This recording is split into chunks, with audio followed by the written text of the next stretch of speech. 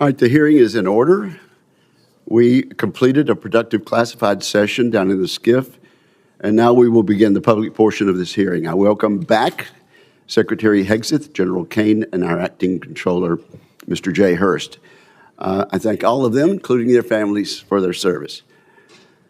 For the dozens of Americans that regularly watch our hearings, my next remarks will be no surprise, but for new viewers, I want to reiterate some context for my remarks.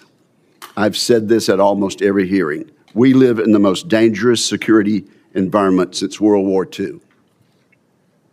Every uniformed officer who has come before this committee has agreed with that statement.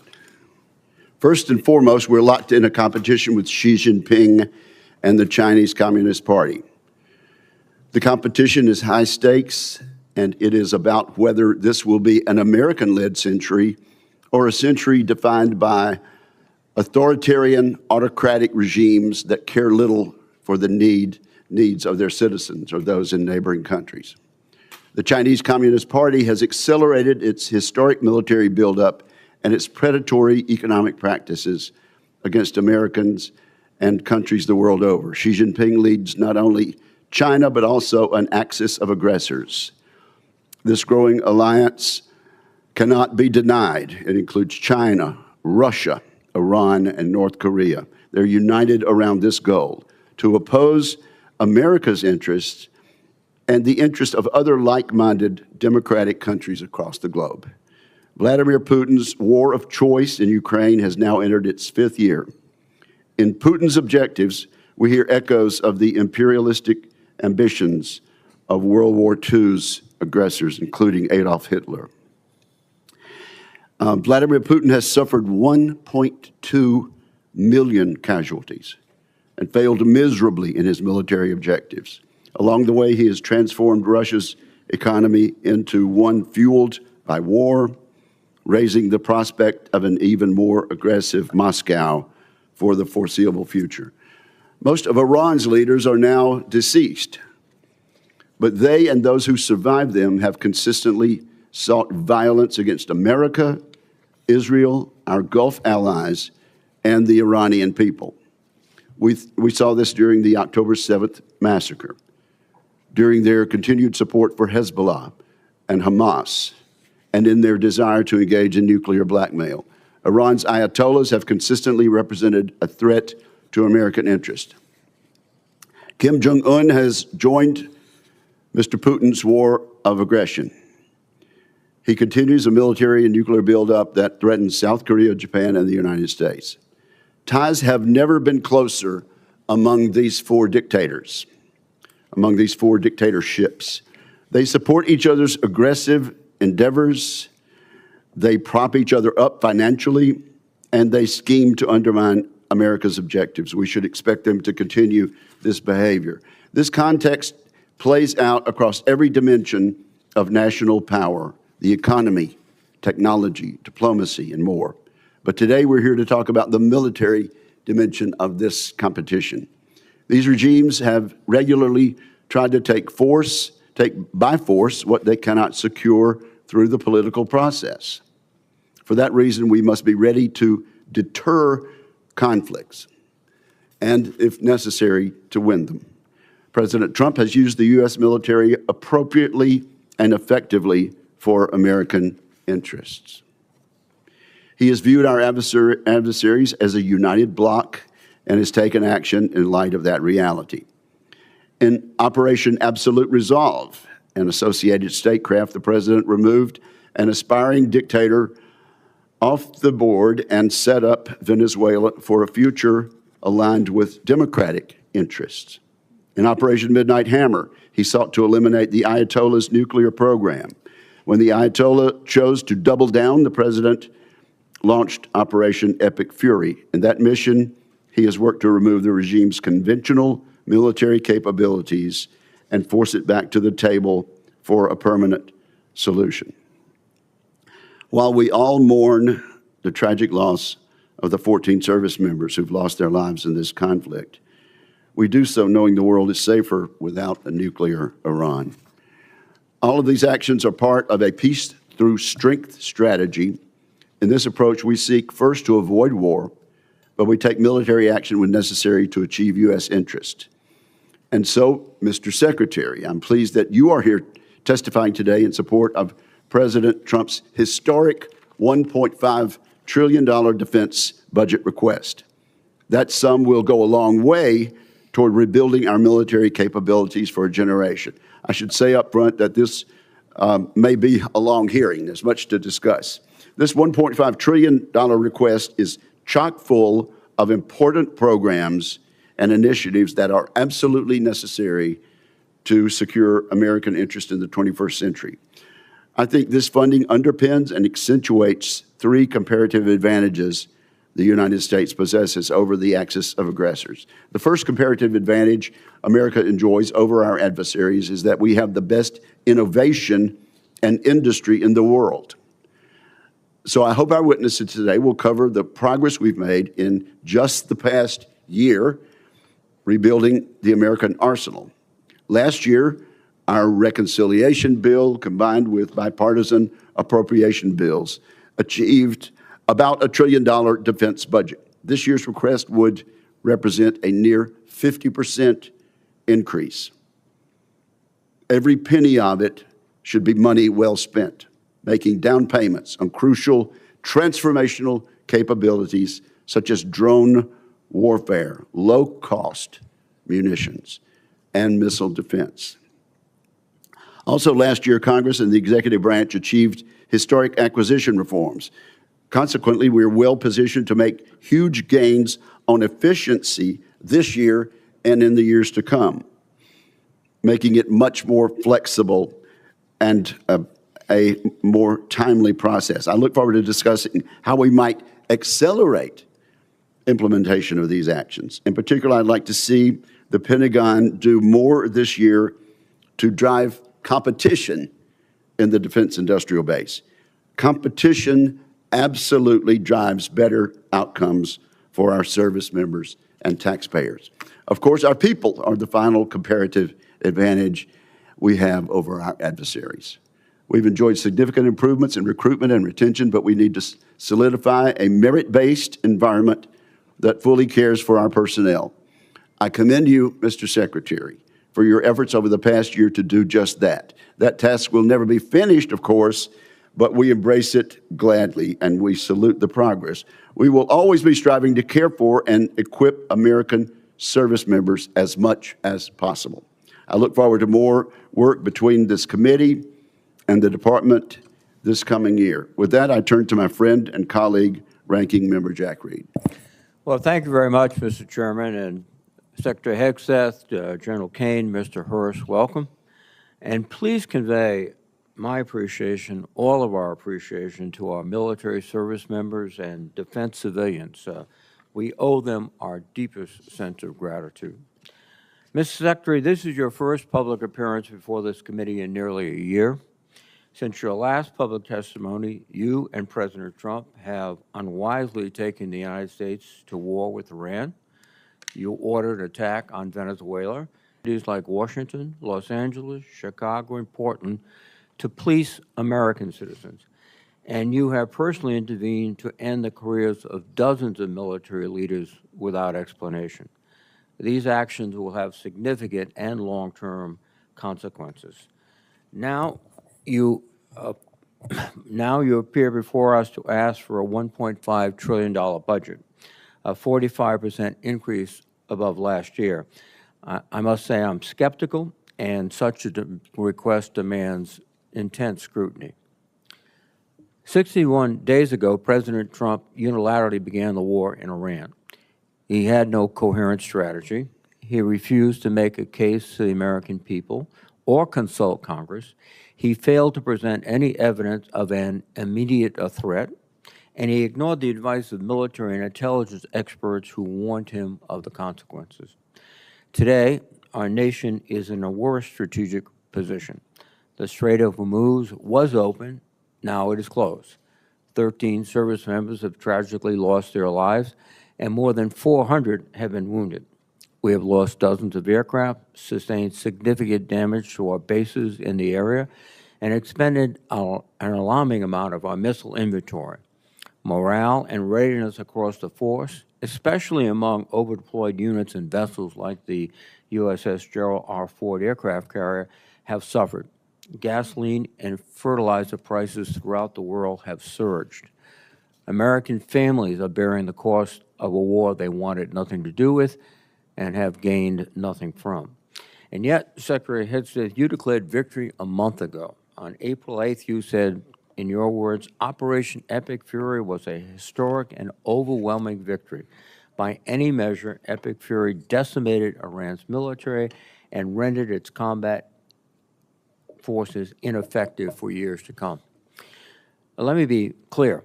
Tactically, the United States military performance against Iran has been remarkable, and I salute the service members who have executed this mission with skill and bravery.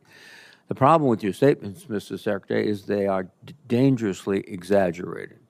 Iran's hardline regime remains in place. It still retains stockpiles of enriched uranium, and its nuclear program remains viable. Iran's military retains enough combat effectiveness to keep the conflict at an impasse. Its missiles and drones remain a far greater threat than you have acknowledged, and the regime has demonstrated it can effectively control the Strait of Hormuz when it chooses.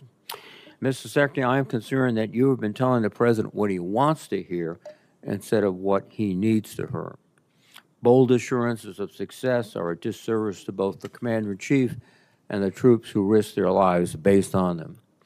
Our military has performed heroically, but military force without a sound strategy is a path to long-term defeat. I'd like to know what options you are considering now, given the course from this war and the stalemate President Trump has put us in. More broadly, Mr. Secretary, too often you have made dangerous statements that are counterproductive to the mission. You boasted about, quote, no stupid rules of engagement, just days after hundreds of Iranian schoolgirls were tragically killed in a missile strike. You have made troubling statements about showing no mercy and no quarter to the Iranians, orders that would constitute war crimes. As importantly, while our men and women are fighting and dying overseas, you have focused unduly on your own personal agenda. In the past 2 months alone, you have taken upon yourself to overhaul the chaplain corps, cancel flu vaccine requirements, repeal firearm restrictions on military posts, and bar service members from attending certain universities. Just this week, you brought performer Kid Rock to an Army base to go for a joyride in an Apache helicopter after dismissing an earlier investigation into the pilots who recklessly chose to hover above his home. That runs directly counter to the chain of command and maintaining good order and discipline. Most disturbingly, during your tenure, you have fired dozens of our most senior military leaders and personally intervened to block the promotions of many others. That is a betrayal of the merit-based system that forms the foundation of our military. You are hollowing out the military's bench of experienced and highest-performing senior officers while making young officers wonder if they should continue to serve. My colleagues and I have heard from countless service members throughout the ranks, many of whom will be watching right now, who are confused and disturbed by your actions. Hopefully you can explain them today. Additionally, this committee expects a fulsome update on Operation Southern Sphere. This ongoing campaign against suspected drug trafficking boats has resulted in nearly 200 fatalities. The administration has failed to explain the long-term objectives of this mission or provide any evidence of reduced drug flows into the United States. I would ask for a credible answer to this most fundamental question: what is the operation actually meant to accomplish? Mr. Secretary, you are here to promote the President's $1.5 trillion defense budget. While this budget provides funding for necessary programs, including shipbuilding and drone manufacturing, many other critical programs like barracks repair and aircraft procurement would rely on the passage of a party-line reconciliation bill. Further, this budget slashes research and development, provides no funding for Ukraine, and includes no funding for losses incurred from the Iran war. Yesterday, Mr. Hearst testified that Operation Epic Fury has cost $25 billion. If nothing else, that help clarifies that we certainly do not need a supplemental anywhere near $100 billion, much less $200 billion. And in this record-breaking budget, there is no pay adjustments for the civilian workforce, and with inflation, that is a pay cut. After a year of DOGE layoffs and a hiring freeze across the department, this is an insult to the 800,000 men and women who support our warfighters every day. I cannot imagine a faster way to erode readiness and distract from our abilities to deter our adversaries. Ultimately, Mr. Secretary, I believe you are causing lasting harm to the military. Like many members of this committee, I had the opportunity and the privilege to serve in the military. And every officer knows they are duty-bound to give their best professional advice, even if it is not what their superiors want to hear. Because when leaders fear to speak honestly, people die, missions fail, wars are lost. The American people's trust in our military took 250 years to build. You are dismantling it in a fraction of that time. And trust, once long, can take generations to rebuild. Mr. Secretary, today I hope you'll take a step forward toward rebuilding the trust that has been lost. Thank you, Mr. Chairman. Mr. Secretary, you are now recognized for your opening statement, sir. Well, Mr. Chairman, Ranking Member Reed, Senators, thank you for the opportunity to testify in support of President Trump's historic, as you said, Mr. Chairman, $1.5 trillion fiscal year 2027 budget for the Department of War. The President's budget request reflects the urgency of the moment, addressing both the deferment of long-standing problems as well as positioning our forces for the current and future fights. I'm honored to appear alongside General Dan Kane, Chairman of the Joint Chiefs of Staff, and Jay Hearst, our Chief Financial Officer and Comptroller. I'd like to start by thanking this committee and Congress for your partnership in securing the investment needed for a stronger, prouder, and more secure military. Your focus on acquisitions, your focus on efficiency are the reflection in our department as well and in this budget. A nation's ability to build, to innovate, and to support the critical needs of its warfighters at speed and at scale is the foundation upon which its deterrence and survival rests. However, upon taking office on January 20th, 2025, President Trump inherited a defense industrial base that had been hollowed out by years of America Last policies, resulting in a diminished capacity to project strength. Under the previous administration, we were offshoring, outsourcing, beset by cost overruns and degraded capabilities. But under the leadership of President Trump, our builder-in-chief, we are reversing this systemic decay and putting our defense industrial base back on a wartime footing. Urgency informs everything we do. We're rebuilding a military that the American people can be proud of, one that instills nothing less than unrelenting fear in our adversaries and inspires historic morale and recruiting in its ranks. We fight to win in every scenario. The $1.5 trillion budget put forward by the President will build upon a previous $1 trillion FY26 top line and will continue to reverse the 4 years of underinvestment and mismanagement of the Biden administration. The $1.5 trillion budget will ensure that the United States continues to maintain the world's most powerful and capable military as we grapple with a complex threat environment across multiple theaters. Not to mention, the budget also includes a historic troop pay increase, 7% for junior enlisted, and the budget eliminates all poor or failing barracks. Quality of life for our troops is front and center in this budget. By supercharging our defense industrial capacity and transforming how the department does business, we are restoring American commercial dominance at a pace unseen in generations, transforming the defense industrial base from the broken, slow-moving systems of the past. We have flipped the Pentagon acquisition process from a bureaucratic model to a business model, decisively moving from an acquisitions environment paralyzed by bureaucratic red tape into an outcomes-driven organization focus on delivering the most for taxpayer dollars. Over the past year, through historic multi-year procurement agreements that this committee supported, we've cut smart business deals that have sent unambiguous demand signals to industry to build more and build faster. The result has been a surge, a revitalization of our great American factories and a massive reinvestment in the skilled American workers who serve as the industrial muscle behind our warriors. You're a war criminal. You should be arrested. What you're doing is despicable. The American people do not want to go to this war. We don't want to fight a war for Israel. It's about the status.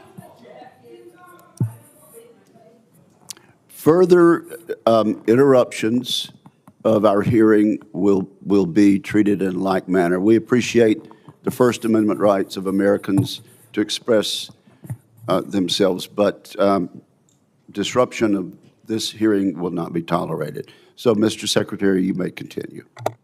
I'll briefly provide some concrete high-level metrics of what we've accomplished over just the past few months.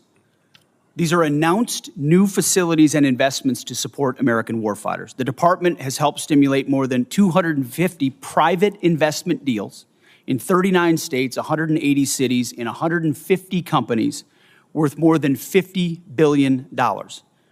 It's resulted in 280 new or expanded facilities, more than 18 million new square feet of American manufacturing, and more than 70,000 new jobs.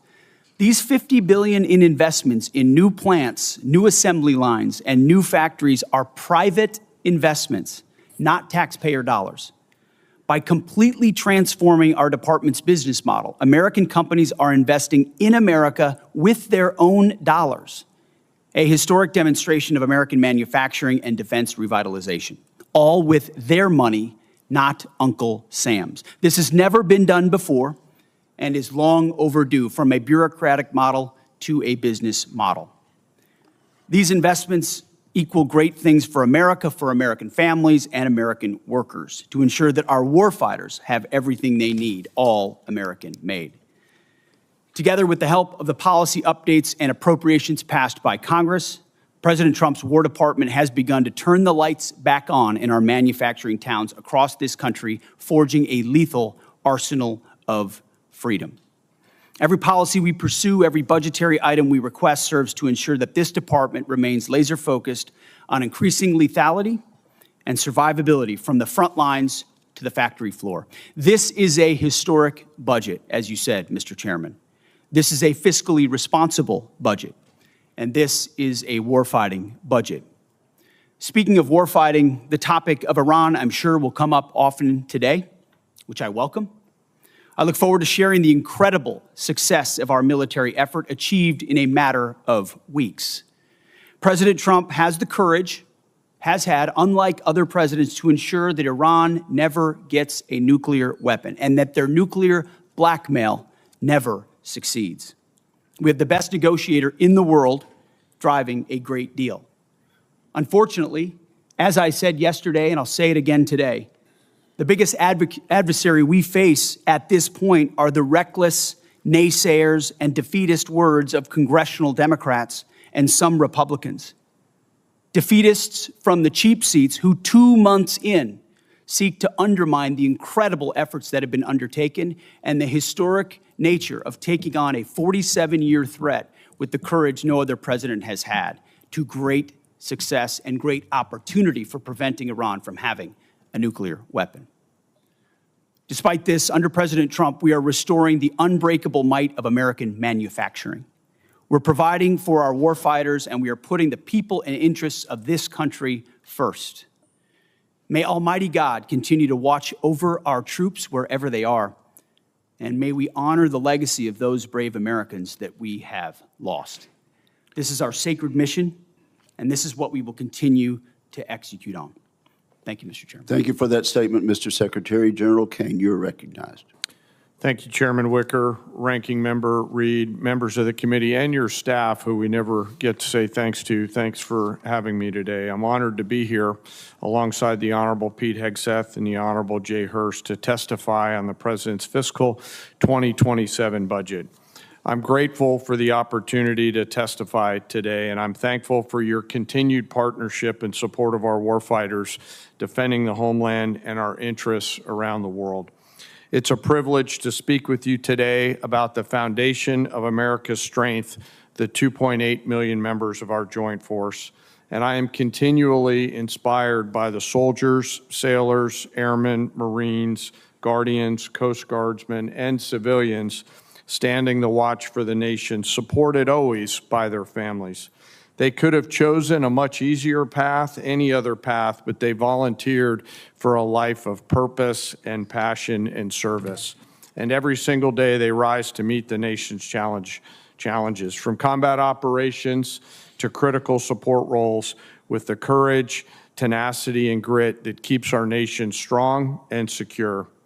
I would also like to express my deep gratitude for the 39 members of the Joint Force who've passed in operations, combat, and training during my time as the chairman, and specifically highlight the 14 who've passed in Operation Epic Fury.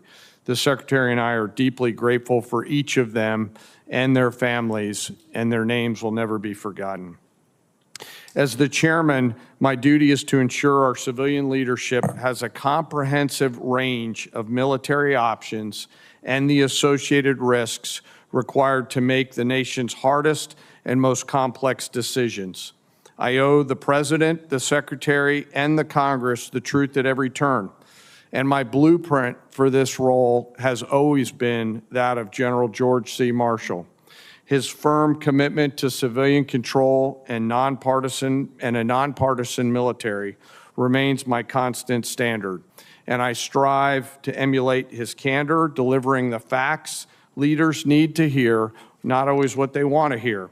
And once a decision is made, executing it with the absolute dedication while keeping the joint force precisely where it should be. That's the demand of our profession.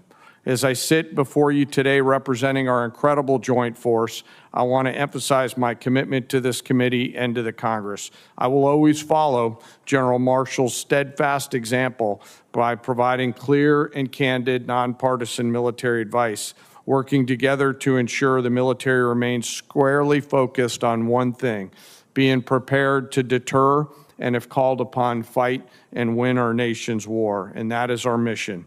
America's joint force is operational at its core, purpose-built for the realities in a complex world. We're organized, trained, and equipped to execute the most demanding missions across the globe with unrivaled precision. And over the past year, our warfighters have consistently demonstrated exactly what it means to be the most capable and most professional force on earth. Our shared goal is to ensure the joint force sustains the strategic initiative and advantage and ability to project power to respond to the global challenges on our nation's terms. During Operation Rough Rider, Midnight Hammer, Southern Spear, Absolute Resolve, and Epic Fury, the joint force executed globally integrated missions alongside our interagency and international partners. And once our leaders made a decision, our forces demonstrated the unmatched ability to seamlessly synchronize actions and activities from the seabed to cislunar space. We're able to accomplish these complex things that we are asked to do because we draw from a deep reservoir of training, professionalism, and commitment. Our operational tempo is high, but we're designed to sustain it, rebuilding readiness every day, training professionals every day, and sharpening our edge every day. And I am incredibly proud of this joint force team and the leaders at every echelon who command it. As the chairman said, we are living in a complex environment. Today, I look forward to discussing how we can sustain America's military advantage. And I know this committee recognizes the challenges and the urgency in the environment that we face. We're operating in delicate and dangerous times where risk is scaling, and the complexity of the modern battlefield demands America's constant adaptation, innovation, and partnership with Congress. As a joint force, we're up to the challenge. We're built for this environment. However, our continued success is not guaranteed by our past achievements. We must continue to be forward-looking and innovate together with the Congress. To drive the pace of change and maintain our superiority requires timely, predictable, and sustained investment. And the resources we're going to discuss today are critical to modernizing the joint force and ensuring whatever threats might emerge, we are prepared to defeat them, to protect our interests and defend the nation and win. This President's budget for 2027 supports the Secretary and the Department's goal of reinvigorating, recharging the defense industrial base and the national industrial base, enhancing our readiness and securing our military advantage to ensure that our warfighters are properly armed, globally integrated, and ready while always taking care of our people. And that is what truly sets America's joint force apart from each other, especially the 1.8 million members, enlisted members of our joint force. It is them, the character, the competence of that force that transforms our capabilities into a decisive advantage. And our enlisted force is represented today by the senior enlisted advisor to the chairman, United States Navy Fleet Master Chief Dave Isom, sitting behind me, a teammate who I greatly appreciate and many of you on this committee know from his time in the Indo-Pacific. While we face dynamic and dangerous times, I have absolute trust and confidence in the extraordinary men and women within our joint force who every day execute the missions we ask them to quietly and with precision. And coupled with the American spirit to outthink, outcompete, and relentlessly innovate, we will maintain our decisive edge, but doing so requires your continued partnership. We stand ready today to answer the nation's call. I humbly ask that as we're here today in this hearing, we remember those deployed service members who are out there right now doing our nation's work.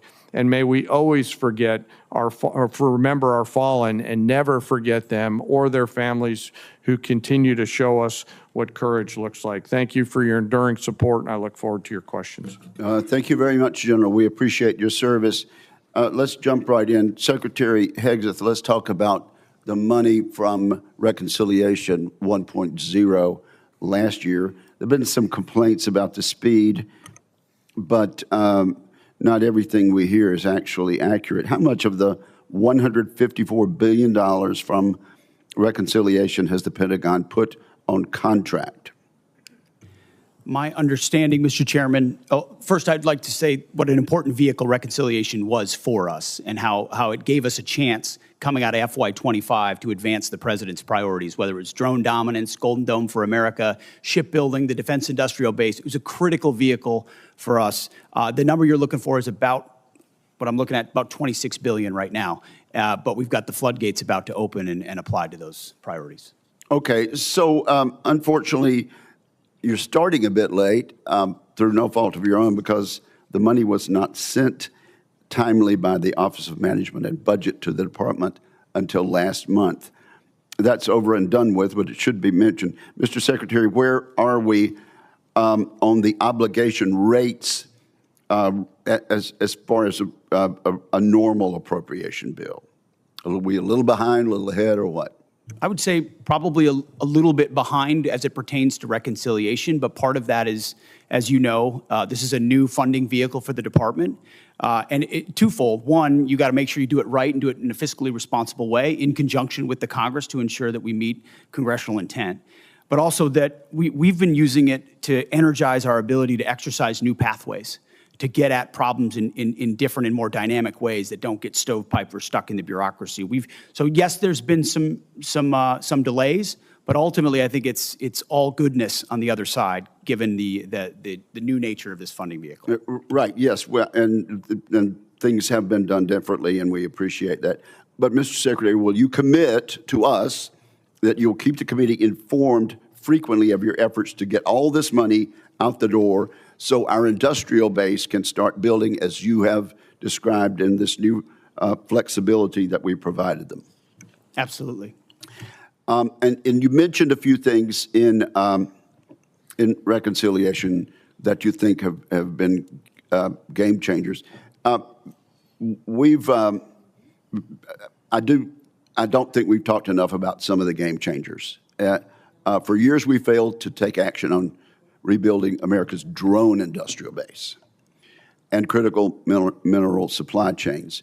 After last reconciliation bill and the National Defense Authorization Act, we're in a very different position on drones and critical mineral supply chains, are we not? Very much so. Mineral supply chains, drones, we went from JIATA 401 to an autonomous warfare group.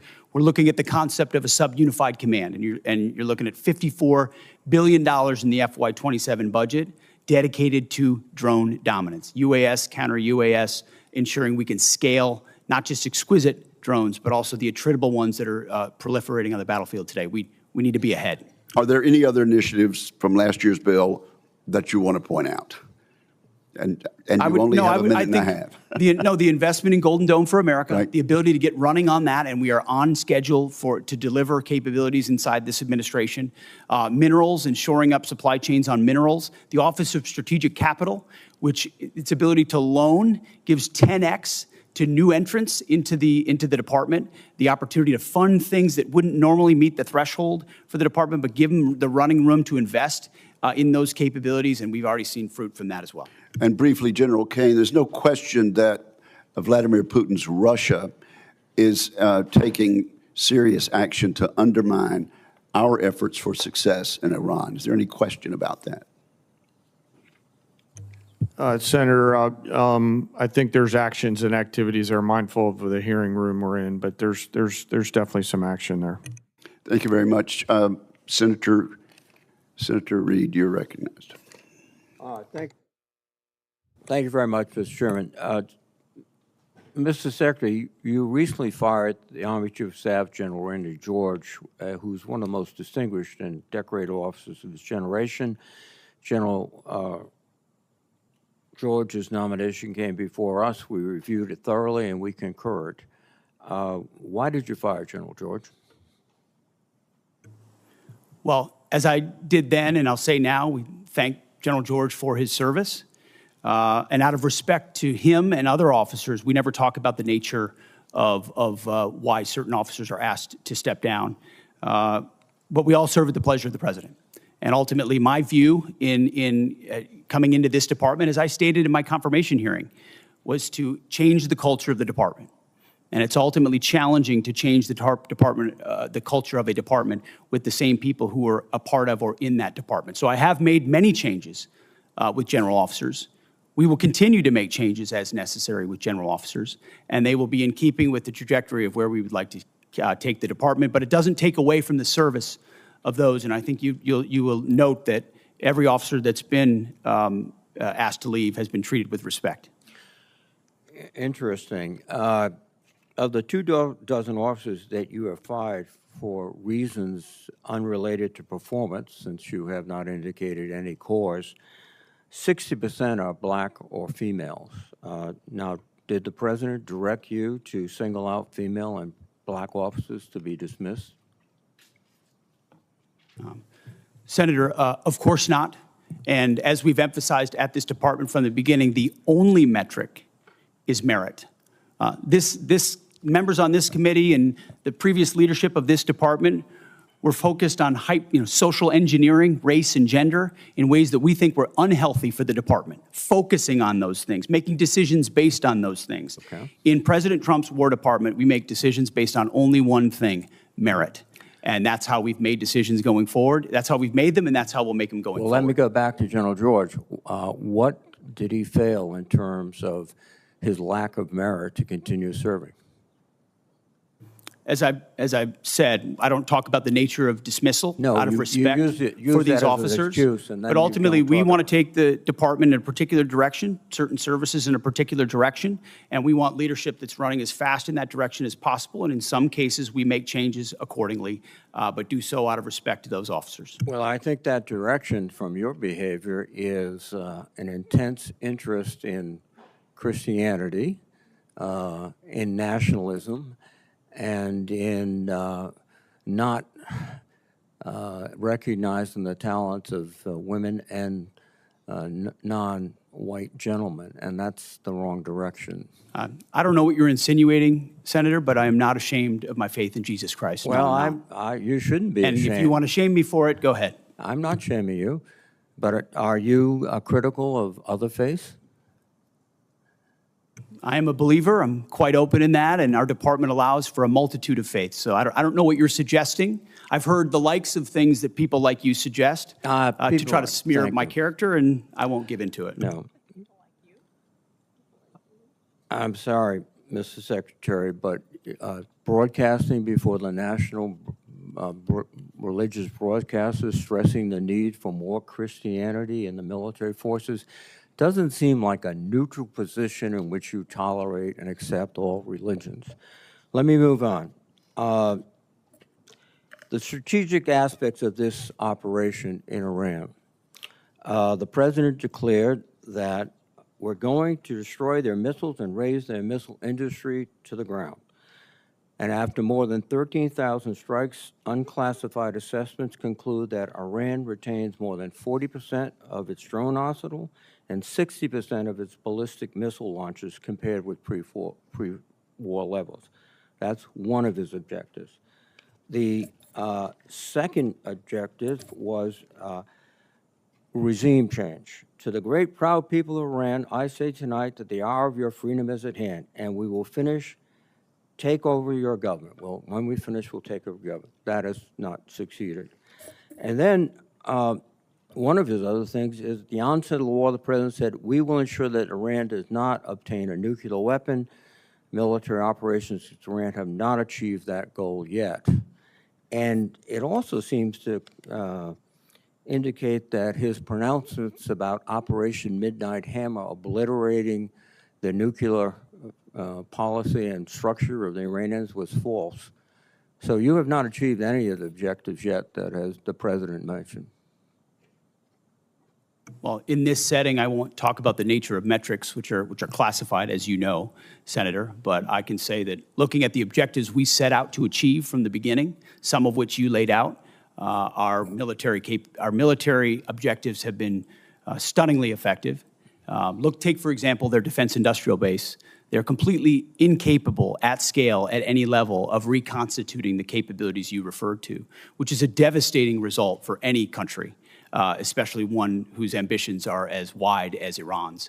So we've put the president in a very strong position to ensure Iran never gets a nuclear weapon. That's the takeaway that's been underneath every single aspect of this. For 47 years, Iran's trying to blackmail its way to a nuclear weapon. They were closer than ever before because of bad deals under previous administration. President Trump was willing to do something about it and not allow their conventional missile shield. That's the North Korea strategy. That's, to be clear, what Iran was pursuing. Hiding their nuclear ambitions, revealing them over time, and then building a conventional shield of missiles so powerful that no country would challenge them for fear of what would happen if they unleashed that arsenal. Weakened after the 12-day war and Midnight Hammer, which did obliterate their sites, President Trump saw an opportunity because their ambitions continued to ensure that umbrella of nuclear blackmail did not allow them to get to a nuclear weapon. And the world is safer because of his bold and historic choice. Mr. Secretary, I think that's rhetorical but not factual. Thank you. Thank you, Senator Reid. Mr. Secretary, Mr. Hurst, General Kane, welcome. Over the last several months, I've worked closely with some of the new direct reporting program managers, and I've been encouraged by how they're approaching the department's most complex acquisition systems. General White's pulled forward the next milestone for the Sentinel program by at least 6 months. General Gutlein has completed the initial blueprint for the Golden Dome architecture and is beginning to build it out. For years, this committee has known that we must improve our ability to defend our homeland against a wider variety of threats. And we finally have a partner with the full backing of the department to lead the charge. Mr. Secretary, what's the advantage of this new type of program management structure? Well, thank you for the question, Senator. It's acquisition authority, technical authority, contracting authority. It's consolidating decision-making in one place under a highly screened, highly capable General White and General Gutlein, who know that terrain extremely well and understand what mistakes have been made in the past in programs of that magnitude, and then are given the authority to cut through the red tape. That's the key. Success or failure lands with them, and they know it. And as a result, they're incentivized to ensure that program, and then given every dollar and authority needed to move it as quickly as possible. So whether it's Sentinel, whether it's F-47, whether it's Golden Dome for America, these critical strategic assets, the direct report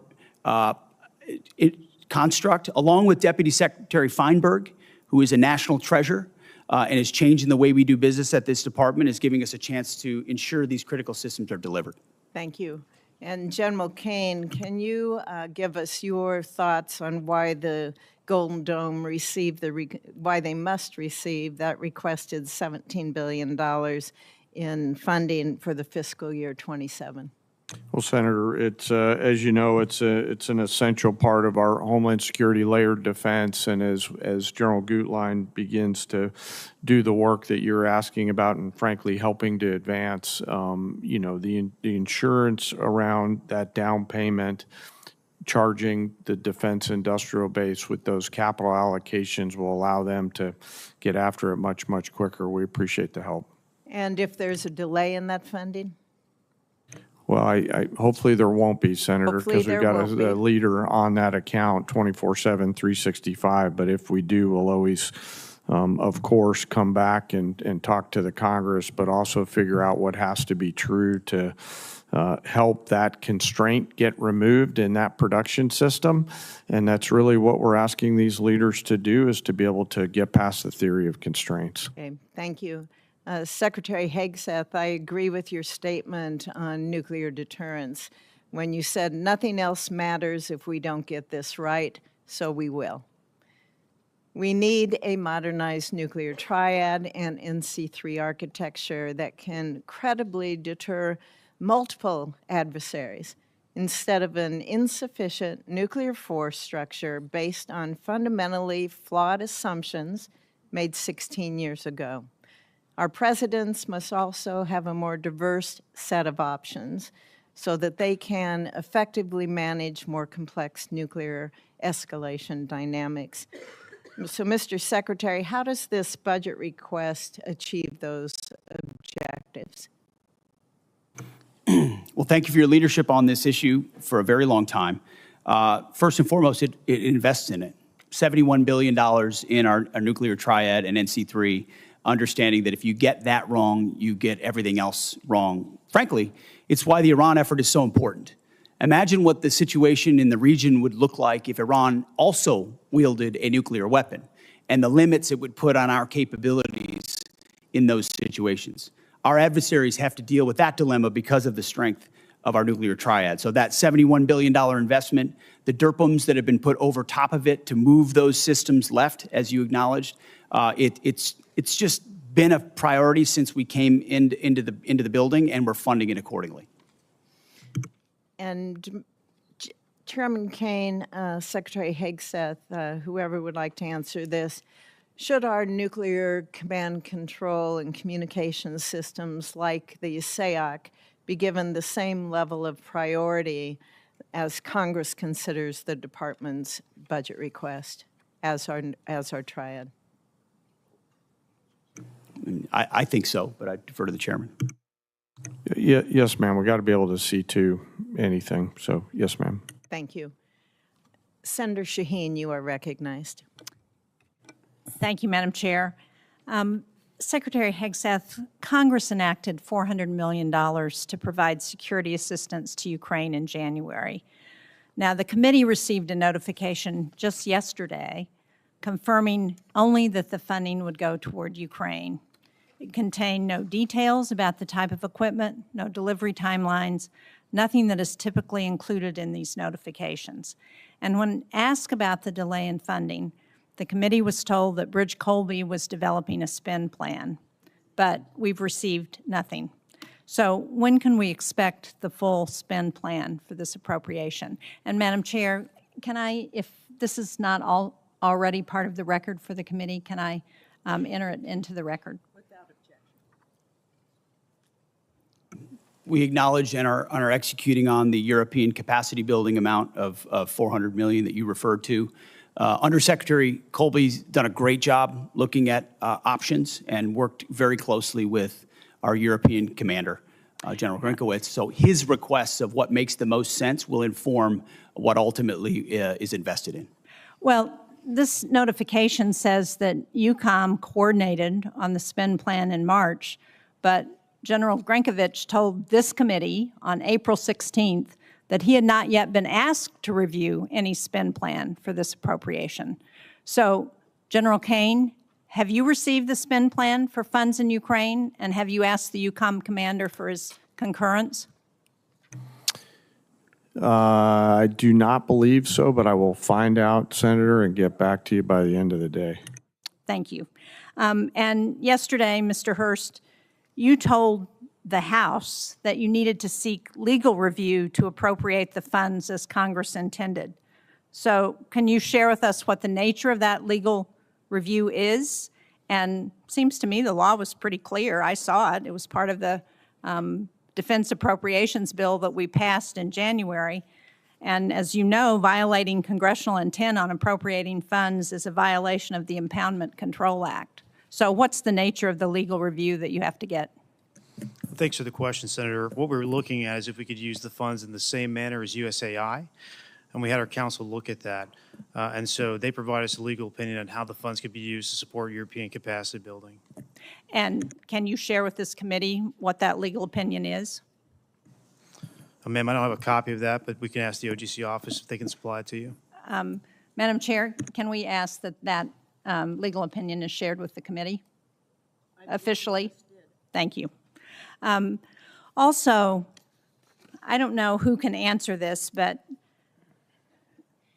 it says that consistent with the President's priority to shift the financial burden of Ukraine support to European partners, the United States will seek commensurate financial contributions via the Prioritized Ukraine Requirements List, or PEARL, from the European partners for this program. So what's the justification for using PEARL when there's $400 million in appropriated funds? Can somebody answer? PEARL is a reflection of the President's priority and the belief that any weapons that are supplied are paid for by European partners and used as they see fit, whether it's Ukraine or somewhere else. But that was not the intent of Congress in providing that $400 million. As I understand the PEARL program, the Europeans purchase those weapons from the United States and they pay for them. But this appropriation was $400 million that Congress expected to be provided to Ukraine, not paid for by the Europeans, but provided from the United States to support Ukraine. So again, I don't understand what the justification is for using PEARL when that's not the intent that Congress provided. We're following the intent of European capacity building, but at the same time recognizing that wherever PEARL can be utilized so that the Europeans contribute to that fight, per the burden-sharing approach that this President takes is important. Congressional intent, and that's what I'm asking you, why you're using PEARL to do something that Congress intended to go directly to Ukraine. Well, we look forward to working with you on that. What was the legal opinion on this? Did you ask the attorneys if the $400 million could be used for the PEARL program? Let's get back to you. We'll take it for the record, ma'am. Thank you. And what portion of the funding that's committed from the Europeans under PEARL is being used to assist Ukraine rather than restocking our own shelves? Can you answer us that? That's up to Europe. Ultimately, Europe pays for any weapons that we provide, and they can utilize them as they see fit, whether it's Ukraine or otherwise. Thank you, Senator Shaheen. There have been a number of times when our witnesses have stated, both in the closed hearing and up here, that they will get back to us. And we certainly hope that will happen very expeditiously. So thank you very much, and thank you, Senator Shaheen. Senator Cotton. Thank you, gentlemen, for your appearance today. Mr. Secretary, you provided us with a chart here entitled The Arsenal of Freedom, which includes a lot of sites that you visited. My favorite one is down here in South Arkansas, Camden, where you and I had a chance to visit just a couple months ago, highlighting the great work that the people there are doing to help rebuild our arsenal of freedom. Thank you, first off, for being there and for your kind words for the workforce of the people of South Arkansas. Isn't it fair to say that the war in Iran, just like the Ukraine war before it and still today, hasn't caused any challenges with our munitions the way some of our Democratic colleagues would say, but it's exposed a decades-old problem of brittleness and fragility in our defense industrial base before you and General Kane took over, and that we're trying to address right now? In many ways, that's precisely what we're trying to address. We also have a situation where President Trump rebuilt our military in the first term, and a lot of those munitions and a lot of those capabilities were sent to Ukraine under the previous administration, to the point where when we ask our commanders or when we look at O plans, the answer often is that was sent to Ukraine. So the recognition of those two things has, as the president gave us a charge from day one to rebuild the arsenal of freedom, to fast forward, not to provide a little bit more of each thing, but 2x, 3x, 4x the number of exquisite munitions that we need. The expenditures that we've seen under this administration, we can account for them, and we ensure that other O plans and elsewhere are well taken care of. So on the munitions front, we're in really good shape, but we need to accelerate, and that's exactly what we're doing. And I think that's an important point you make, is that we're not just trying to fill a hole that was created by epic fury or by support for Ukraine. We're going to fill that and then go much beyond that for our needs in the future. So we're never caught where we were over the last several years with these worries about munitions running short. Is that right, Mr. Secretary? That's exactly right. The president has charged up with not just replacing anything, but filling it up, as he might say, to the tippy top, and make sure that the remainder of this term and future presidents have all the munitions they need for any level of contingencies, especially considering the dangerous world we live in. I want to turn now to Operation Epic Fury. It's been a smashing military success. Unfortunately, we have suffered casualties, to include soldiers killed in the line of action. Obviously, our military takes the greatest steps possible to protect our troops, whether they are in action or whether they are on bases in the region. No war, though, is antiseptic. Mr. Secretary, could you explain some of the steps we've taken to try to minimize, to the greatest extent we can, the number of casualties we've taken in the Middle East? First of all, every day we live to ensure that we follow through on the legacy of those who gave everything. So that's front and center for us. But I can also say, and the chairman may want to weigh in, from the beginning of looking at the possibility of this contingency, setting the defense and ensuring that Admiral Cooper and everyone throughout CENTCOM had every possible measure they could to ensure that our troops are protected and force protection was maximized was the top priority.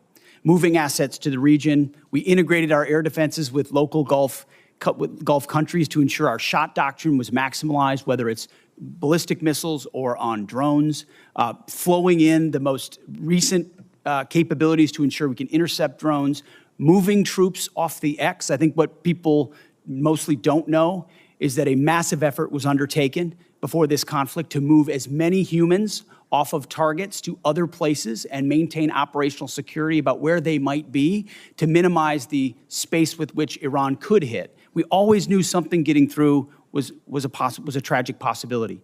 But I can assure you, from our perspective, that was priority number one, as it was Admiral Cooper's, to ensure that fortification and missile defenses were right there when we went on offense if we had to. General Kane, do you have anything to add? Well, in addition to just, again, mourning our fallen from the 103rd, what I'll add to the Secretary's comments is after every tragic loss, commanders at every echelon within our joint force are going to go back and look at what was our plan and what lessons we can learn from this so that we protect and defend our soldiers, sailors, and other members of the joint force the next time. Thank you, and I know you do, and I just wanted to give you the opportunity to speak to what you've done to try to prevent casualties and minimize them. Obviously, again, no war is antiseptic. One final question. I understand you've been accused of lying to the president. Mr. Hegseth, have you lied to the president at all about what's happening in Iran or Epic Fury? No, only tell the truth to the president. General Kane, have you lied to the president about what's happening in Iran or Operation Epic Fury? Never. I suspected that would be your answer, but since you were accused of it and deep staters are leaking to the media about it as well, I just wanted to give you a chance to answer on the record that, of course, you've always given the president a completely accurate picture of what's happening. Thank you, gentlemen. Thank you very much, Senator Cotton. Senator Gillibrand and then Senator Rounds. Thank you, gentlemen, for appearing before this committee, and thank you for the closed session prior to this. I don't know if you fully appreciate how much the American people do not support this war. It is an unauthorized war. Normally, when you come to Congress, it's a way for the American people to be part of that discussion. The American people, particularly in my state of New York, are upset for a lot of reasons. First of all, this war is costing so much money. Over $25 billion already, estimates $1 billion a day, and they're feeling it every single day at the gas pump with higher prices for both fuel, for diesel, for gasoline for their cars. They're also feeling it with higher grocery costs, and they're exhausted. They are truly exhausted. On top of that, they have so many grave concerns about how this war is being prosecuted. They read in the paper that 22 schools have been hit. They read in the paper about a girls' school, hundreds getting killed. We have a debate going on in this country about AI, a serious debate about AI. And I haven't heard yet from you that you will not allow AI to make final targeting determinations, even when nuclear weapons are being used. That's a huge issue that we need to discuss. So I want to start from the top, Secretary Hegseth. Why do you continue to prosecute a war that the American people aren't behind? First of all, I appreciate the opportunity for that closed session where we had a, unsurprisingly, very different discussion than we have here with the cameras on. We support this. Because my job is to represent New Yorkers, and I can tell you, when I talk to them all across my state, they are furious, and they expect me to explain to them why they are furious.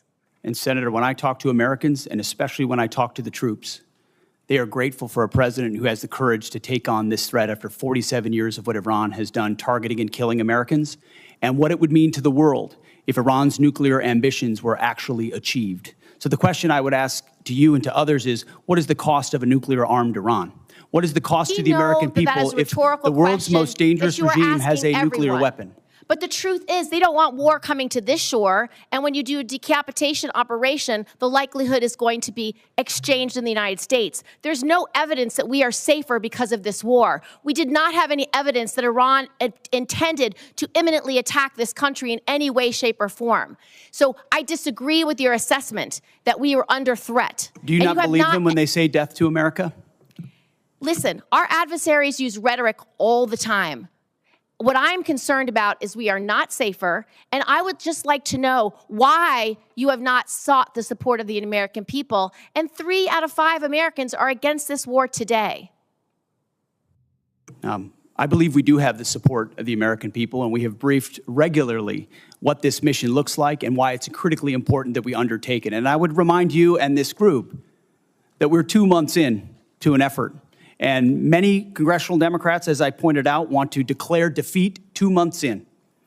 Iraq took how many years? Afghanistan took how many years? And they were nebulous missions that people went along with. This is different. This is a defined mission set that we have had great success in pursuing against a determined enemy who seeks nuclear weapons. And I'm proud of the opportunity to remind the American people, because they believe in it as well, that they can't have it. You don't care whether When the American people support this war. The American people are quite smart. They understand and see through spin. They know that a regime that says death to America, that seeks nuclear weapons and the ability to deliver. Did they lie about the range of their missiles? How much Because I saw a 4,000 kilometer How much more will you missile ask the get American shot people at to pay for this war? Diego right Garcia. now, do you want it $1 billion a day? Do you want it $2 billion a day? You're asking for $200 billion more to fund this war and to make sure we have didn't ask for $200 billion. I don't know where you got that number from, Senator. I think you got it from the news, which you should be careful what you read in the news. Okay, Mr. Hegseth, Secretary Hegseth, here's a few more.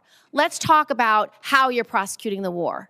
What is your response to targeting that has resulted in the destruction of schools, hospitals, civilian places. Why did you cut by 90% the division that's supposed to help you, not target civilians? And do you know the impact of a strategic failure at a war when you have so many civilian casualties? You may have tactically completed a mission well, but strategically is not meeting your goals because of the harms to civilians. What is the cost of that? Let's leave time for an answer. No military, no country works harder at every echelon to ensure they protect civilian lives than the United States military. And that is an ironclad commitment that we make, no matter what systems we use. And why did you cut the department by 90%? Thank you, Senator Gillibrand. There'll be other rounds of questions. Senator Rounds, you are now recognized. Thank you, Mr. Chairman. First of all, thank you to all of you for your service to our country. I'll allow you to finish the answer a little bit with regard to the senator from New York. Does the United States military ever target a civilian center? Well, thank you, Senator. Unlike our adversaries, unlike radical Islamists, unlike those that target civilians or use civilians as shields, the United States military never targets civilians and puts constructs in place to ensure that the maximum extent possible, we do not harm or hit civilians. Is war a difficult place with a lot of complexities? Absolutely right. But no country does more and no department does more than our department. Do you still have all of the resources necessary to assure that every opportunity to eliminate that as a threat in terms of that happening? Do we still have the resources available in the department to make sure that we do the best we can never to hit a civilian target? Every resource necessary at every echelon is available, legal, intel, and otherwise, to ensure that we minimize at every extent possible civilian casualties. And the suggestion was made that somehow AI might be used without a human in the loop, which is a classic anthropic talking point, which is half of what we talked about previously. There is a human in the loop on decisions that are made, and the suggestion otherwise is to suggest that somehow AI is running targeting. Thank you. Right now, part of what we're also talking about is not just are we engaged right now in terms of trying to eliminate the threat from Iran in terms of being a nuclear-armed country, but we've also got staring with us as well the fact that we have an ongoing principal threat with regard to a pacing threat with China. The dual-capable B-21 Raider will be a critical part of both our conventional and our nuclear deterrence against China and Russia. As you know, the Air Force's program of record includes plans to procure 100 B-21s, but many national security experts and leaders, including STRATCOM Commander Admiral Correll and INDOPACOM Commander Admiral Paparo, are calling for a greater number of B-21s. Admiral Paparo testified here last week that he would favor buying 200 B-21s. Secretary Hegseth and Chairman Kaine, could you speak to the progress and the importance of the B-21 program, and if you agree with the growing sentiment that the U.S. needs to revisit the B-21 program of record and assess the requirement for at least 200 B-21s to match the global threat? Would you speak just to exactly what that would mean and what the probability of that is? Thank you for the question, and I appreciate the fact that you're listening to and hearing from combatant commanders, because that's who we listen to as well, who are looking at the operational plans and what would be required to ensure we deter and, if necessary, defeat. Assets like the B-21 or the F-47 are critical to that. That's why we're funding them and increasing the funding, and where necessary would increase the allocation. And I think you see a budget that reflects the reality that we have to invest in more capabilities, to include the B-21, which is ahead of schedule, and we will be funding to the tune of $6 billion, and we believe will require a lot more, over 100 in the future. But I'll defer to the chairman. Hey, sir, thank you for the question. Working through the JROC and the vice chiefs, I'll absolutely stack hands around assessing the requirement, and we're glad to see B-21 on the flight path, no pun intended, that it's on through operational testing. On the specific numbers, the one sort of big picture strategic thing I want to say is we want to make sure as we think through what does air power of the future look like based on the evolving threat, that we're staying well in front of it. And so that's the only thing we'll look at in the assessment. But I'm on board with assessing the numbers. I want to make sure we're buying ahead of the technology development curve so that we give all those young warfighters out there the capabilities that we need well into the future. Is there any question at all that we're going to need more than 100 B-21s? I want to go back. Here's how I'll look at it, Senator. I want to go back and look at the O plans right now that we have to make sure that we allocate those numbers. So I don't believe so, but I do want to take the due diligence time if you'll allow me to look at that, Senator. Good. I appreciate the opportunity to visit with you and to clarify Yes, sir. Absolutely. what that number should look like in the near future. Yes, sir. Thank you. Thank you very much, Senator Round. Senator Blumenthal. Thank you, Mr. Chairman. Thank you for being here today. I want to talk about the costs of war. The costs of war include caring for our veterans. We've had an estimate from Mr. Hersth yesterday that the cost to date in dollars for this war has been $25 billion, which I believe is well below the actual cost based on everything that I've heard, everything available to us in various kinds of settings, and I'm going to ask for a more accurate assessment. But we also know that about 400 service members have been wounded as a result of this war. When they retire, when they come home, their retirement pay will be docked dollar for dollar for every disability benefit dollar they receive. Secretary Hegseth, I'd like your commitment that you will support the Major Richard Starr Act that will eliminate this wounded warrior tax. I'm sure you're familiar with it. Tens of thousands of servicemen and women now are reduced in their retirement pay literally for every dollar of disability benefits they receive. Well, I appreciate your focus on this issue, and I will tell you of the, you mentioned roughly 400 that have been injured. Thankfully, over 90% are returned to duty. But that doesn't mean they wouldn't have a residual challenge. And we're tracking that at point of injury to ensure that that is noted, even though they're returned to duty. But what I'd like is your commitment that you will support the Major Richard Starr Act. As I have said in the past to other organizations, we support the Richard Starr Act. Thank you. On the issue of cost, Mr. Hersth, does that $25 billion estimate include all of the costs in terms of damage to our bases, the need to replace planes and munitions, and the costs of injuries to our servicemen and women? Senator, so for the Milcon facilities replacement cost, that's probably the hardest thing to estimate right now because we don't know what our future posture is going to be or the future construction of those bases. Well, you owe it to us. You're here to ask for appropriations. Of course. And I would like a more accurate estimate of what has been done that will require replacement and renovation, as well as the other costs.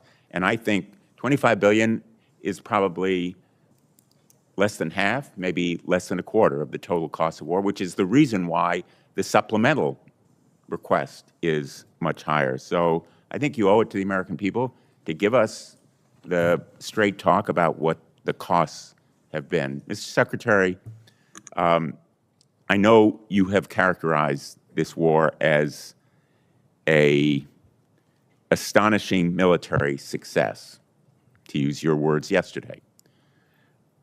But the American people aren't buying it. And I know you feel the American people are seeing through the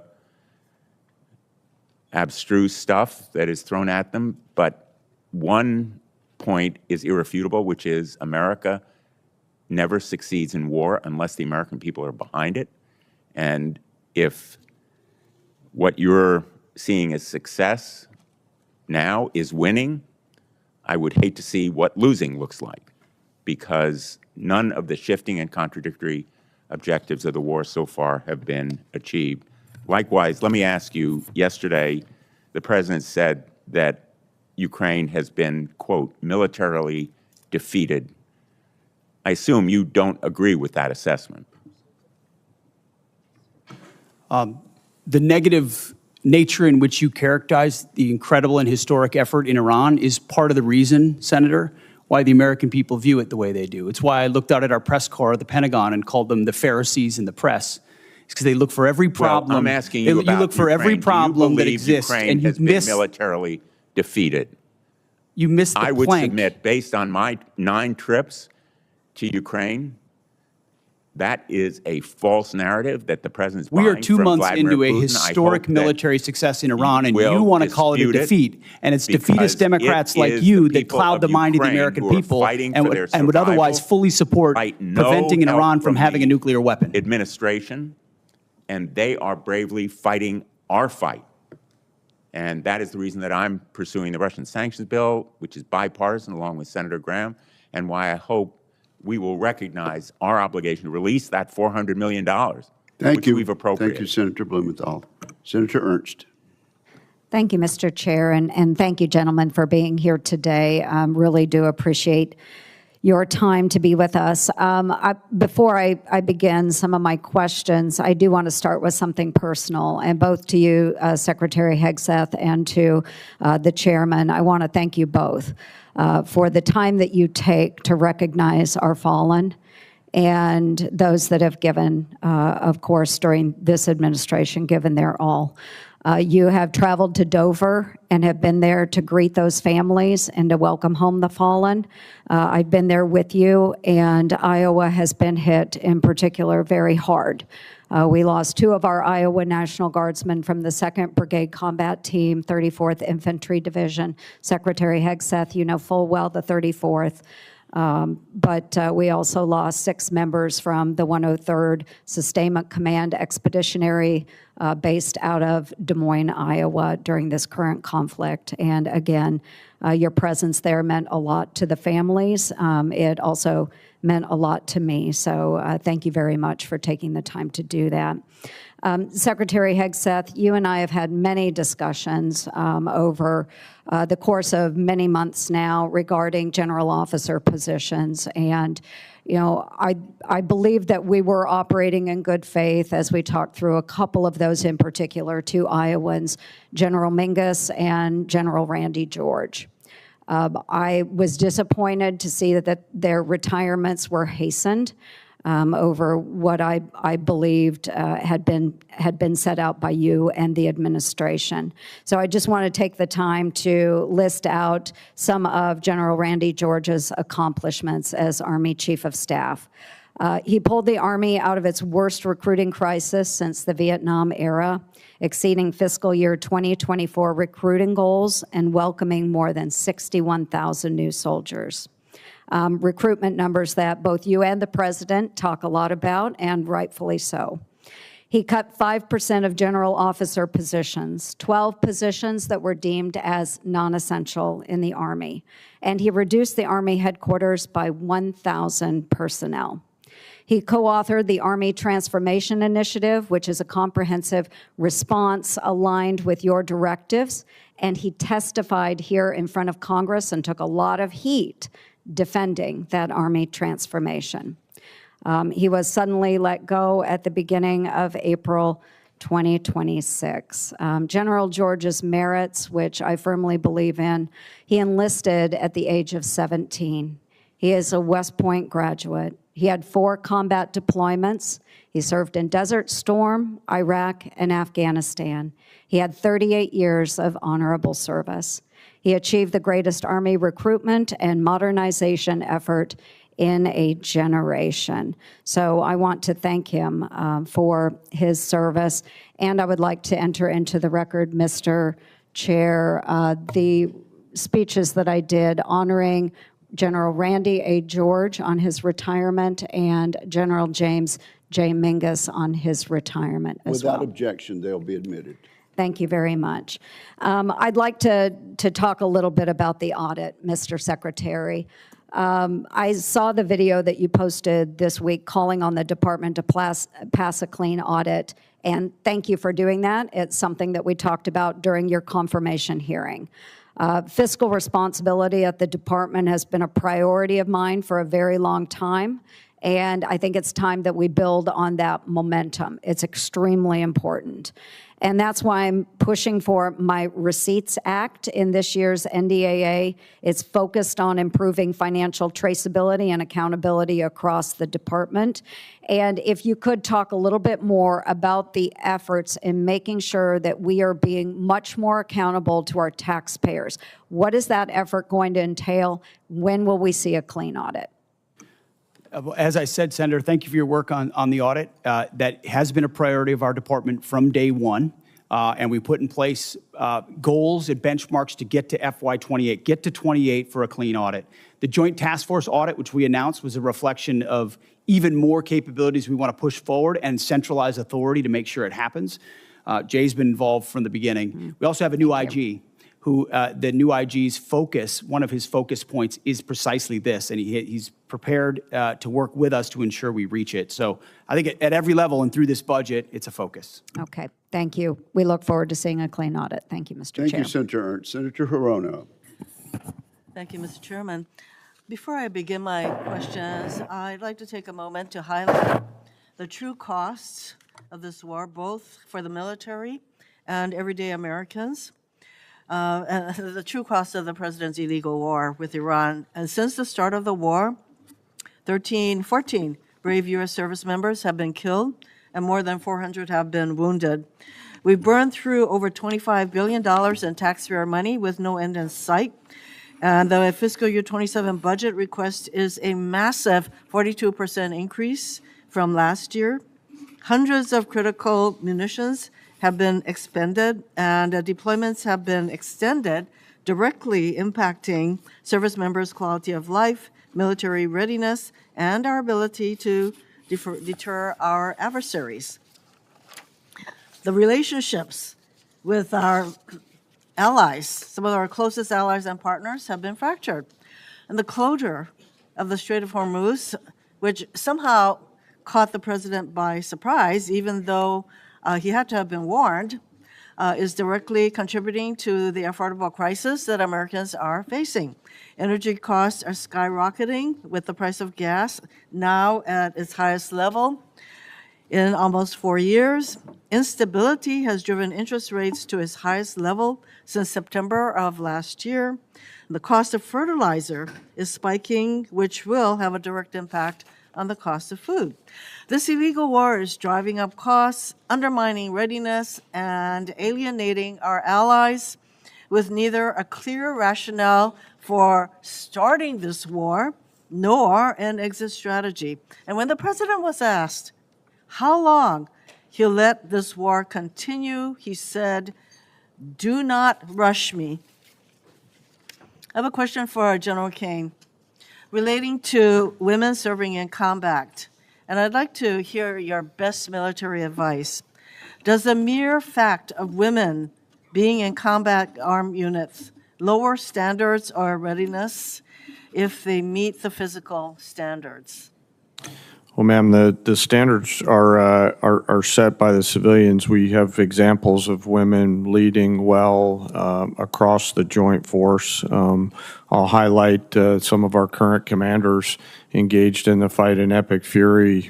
Specifically, one of our bomb squadrons are led by an extraordinary female leader who's doing great work. And but those standards are set by. I'm sorry, I didn't mean to step on you. I think your answer is that in fact it does not lower standards of readiness. Second question, should every service member, regardless of gender, be permitted to serve in any role, including the combat arms, if they meet the standards established? Yes or no? Is that to me, ma'am? Over the last decade, since combat arms have been open to women, have you personally seen any instance where the standard resulted in a degradation in combat effectiveness? Apologies, I didn't hear your first question. The people policies are all set by the civilian leaders in the government. Could you repeat the question again? I'm sorry, ma'am. Over the last decade, since combat arms have been open to women. Have you personally seen any instance where the standard resulted in a degradation in combat effectiveness? Again, I'll highlight that the standards are set by our civilian leaders. Women continue to perform well across a range of MOSs and jobs and AFSCs that are out there. Experience, no. I do need to get to a question for Secretary Hegseth. Prior to your nomination hearing, you said women shouldn't serve in combat armed units. At your confirmation hearing, you reversed course, and, excuse me, and you basically said as long as the women meet the standards, they should be able to serve. But recently, you ordered a review of the effectiveness of women in combat roles, and I am concerned you are laying the groundwork to reverse the policy allowing women to serve in these units, because right now, current law, if you want to change this policy, current law requires you to submit a report to Congress justifying such a change. So did you order the review to support a potential decision to overturn the policy of having women in combat roles? We are laser focused on standards. The highest male standard for every combat arms position should be the standard. And 10 years into this, we are reviewing it, which is what the American people would expect. Also, there's nothing illegal about a war that defends the American people and prevents Iran from having a nuclear bomb. You know, you didn't answer the question, because the reason that you're asking for this review, I think, has to do with your earlier position that you don't think women should serve in combat roles. So now we have this study, and I'd like to ask you, will Senator, you reveal the study to the public, to the American people? Will you make the study public? Will you make that study? Yes or no? We're doing the study for that very reason, to ensure that real science is applied to this question and not social engineering like the previous administration. We appreciate your assurance that that will be made public. Yeah, I think it's really critical that this study be made. Thank you, ma'am. Senator Scott. Thank you. Well, first, thank each of you for being here. Secretary Hegseth, can you talk about, you've had the job for a little bit. What are you most proud of, and what are your biggest challenges? Well, I appreciate the question. And what I'm most proud of is the incredible men and women who serve in our nations in uniform, and what they are capable of when they're given a clear mission and unleashed to do it. And I think the best reflection of the success of President Trump and this War Department is the historic recruiting success and the historic morale amongst our ranks. I would encourage every member of this committee, Democrat or Republican, go into the formations, go into the Air Force formations, the Army formations, the Marine Corps formations, and talk to corporals, talk to sergeants, talk to lieutenants, talk to captains, talk to colonels. And what you will find are men and women more inspired to serve in the military than they have been in a generation. And you see that in the young Americans who are rushing to recruiting stations at historic numbers, 30-year highs across the force. We're hitting our recruiting numbers halfway through the year. Why is that? Because the American people look at what we're doing at the War Department by getting back to basics, and they're attracted to that. Same with our retention rates, which are now merit-based. Our best sergeants, our best leaders are staying. That's exactly what we want. So we've made changes to change the environment. The renaming of the department to the War Department is not just a name. In fact, it's restoring it to the original name of the department set by George Washington. But it's an ethos as well. That warrior ethos lives inside the heart of each one of these men and women, and we're unleashing it. I'm proud of the, I mean, you name it, the border, the missions, yes, those are all incredible demonstrations of that, but it's the people and the urgency of Americans to want to be a part of it that is the best affirmation, Senator. Thank you. So we've talked about the importance of not relying on Chinese drugs for our military. Can you just talk about what you're doing to make sure that we don't continue to rely on China for anything, including our drugs? Oh, drugs. Yeah. Absolutely. We can't be dependent on China on anything that's critical to our supply chain, even if it's the national industrial base and not just the defense industrial base. And you've been a leader on that. This committee's been a leader on that. Onshoring, bringing manufacturing here, bringing critical capabilities here is central to the interagency and the NSC, but also our department. If any critical weapon system is reliant upon something China could change at a moment's notice, then we have a true challenge to our ability to produce for the American people. And so we're finding all of those, changing them, onshoring it, reviving the the defense industrial base allows us to ensure we're separated from China on anything that's critical. Thank you. Can you talk about the importance of foreign military sales to our allies and our partners, and what you're doing to make sure that whether it's what you're doing right now in Iran or any potential conflict in Asia, our partners have the best assets to be able to be a great partner? Absolutely. Foreign military sales has been a huge problem for a long time because the department didn't prioritize it and organize to deliver efficiently on it. So we're working with the State Department. We've changed the way we do business internally. The executive order, the America First Arms Strategy, prioritizes what we sell and to whom, a catalog approach. But it took us, this committee would be astonished to know how long it took us just to get our arms around who we're selling to what and by what processes, which means there was no strategy behind ensuring we're sending the proper demand signal to industry and delivering those systems on time and under budget to those countries, which you can imagine is frustrating to partners who are relying on those to be able to step up and burden share. So foreign military sales is critical to our own defense industrial base. More customers for our companies that employ more American workers to ensure our allies are properly armed for the fights and they can stand alongside us. So FMS is a big one for us, Senator. General Kane, I just want to commend you and everybody in the military for what you did in Venezuela and then what you've done in Iran. The willingness of the American military to fight and win, do you think it's changing the calculus for Beijing and Moscow?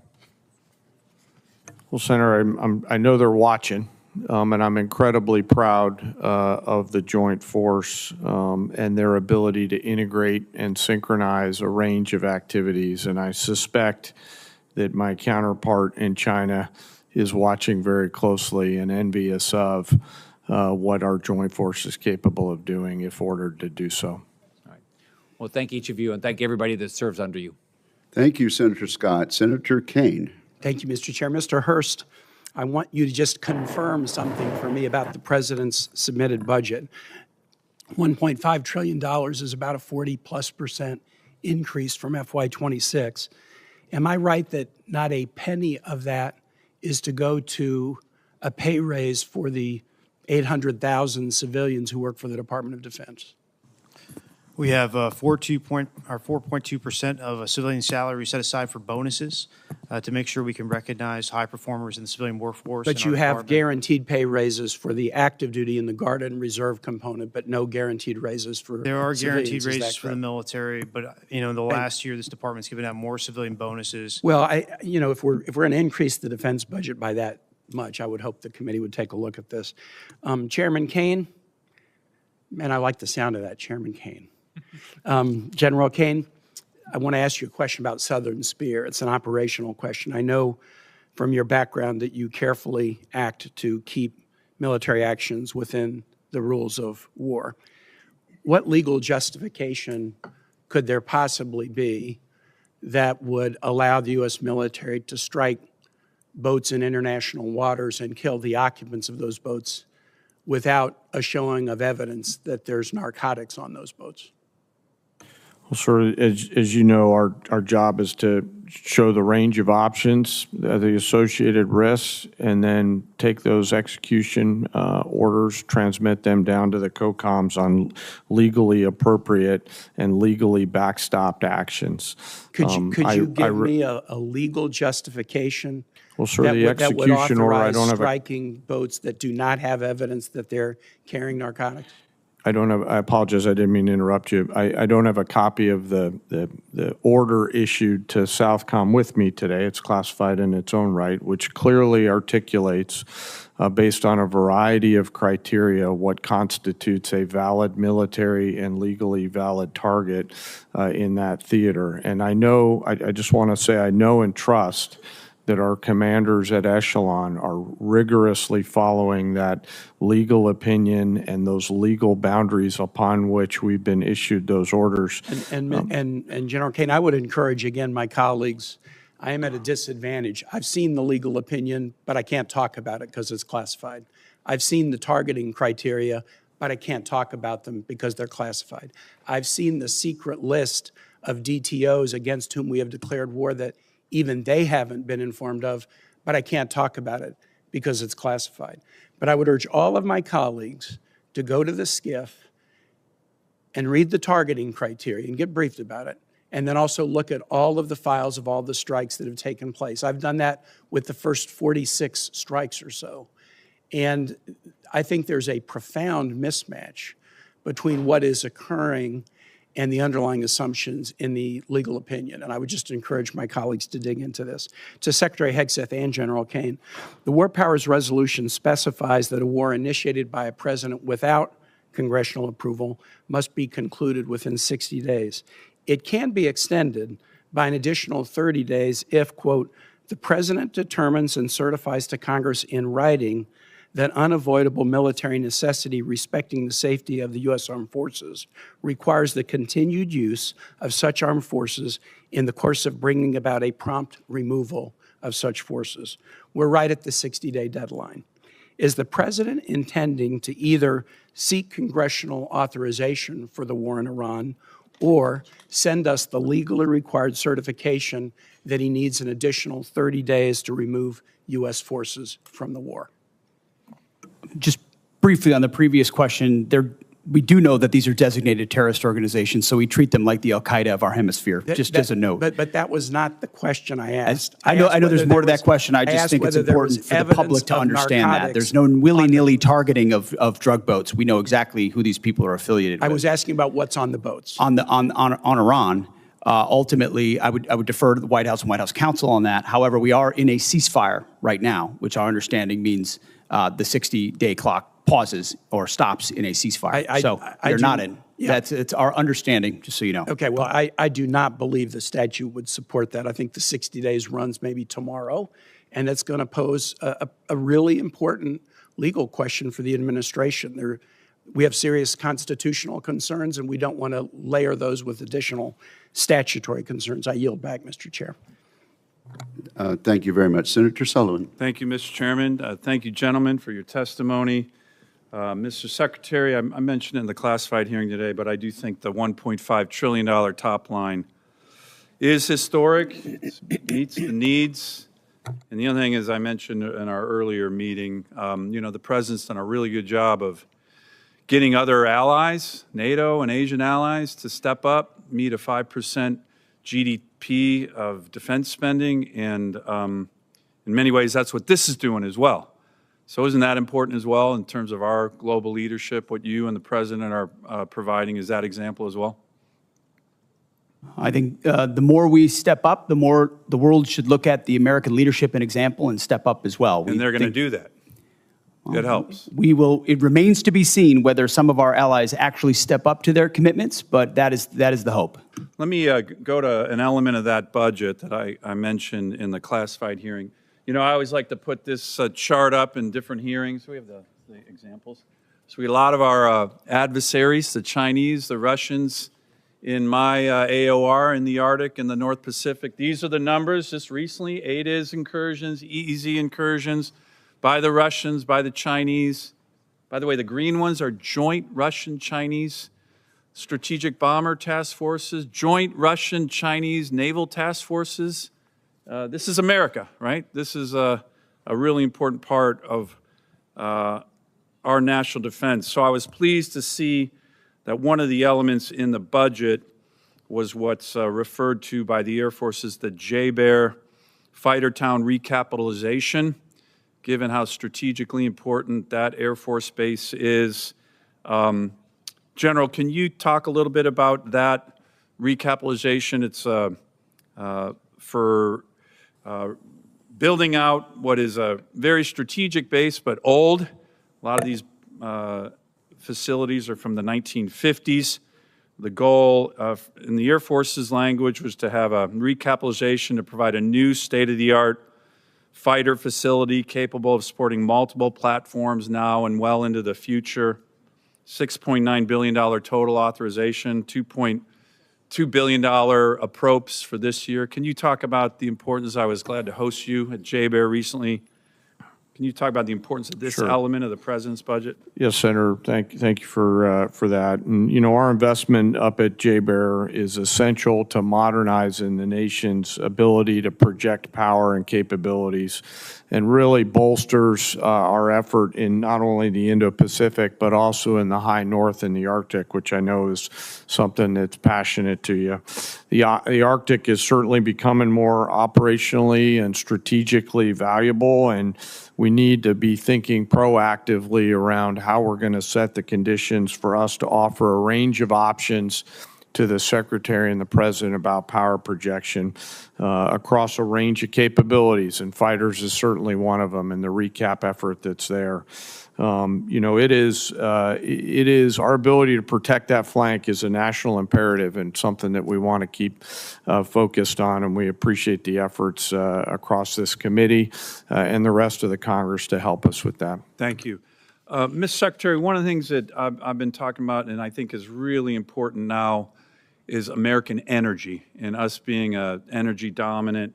President put a recent executive order out highlighting the need to accelerate the ability to produce LNG in America. We have a huge LNG project that we're getting close to getting off the ground in Alaska. It would be huge for our military in terms of energy for our military, huge for our allies.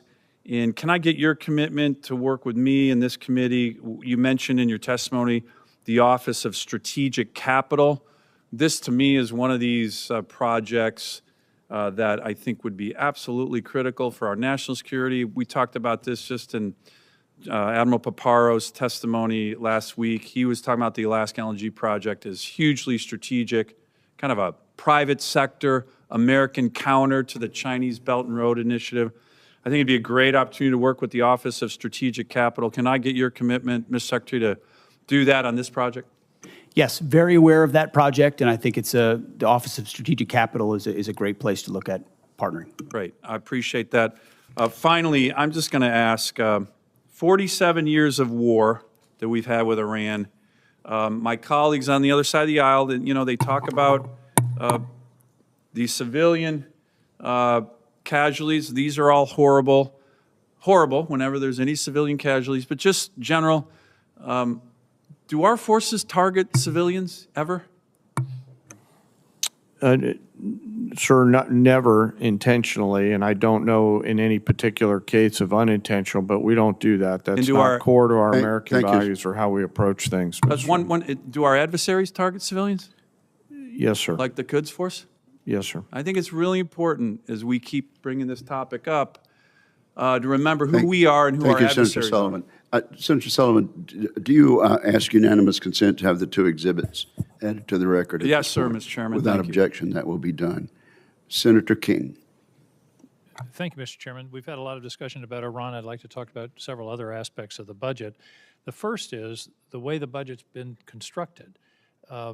Ever since I've been here until last year, we've had bipartisan budgets and bipartisan National Defense Authorization Acts, and passed by majorities. I voted for all of them.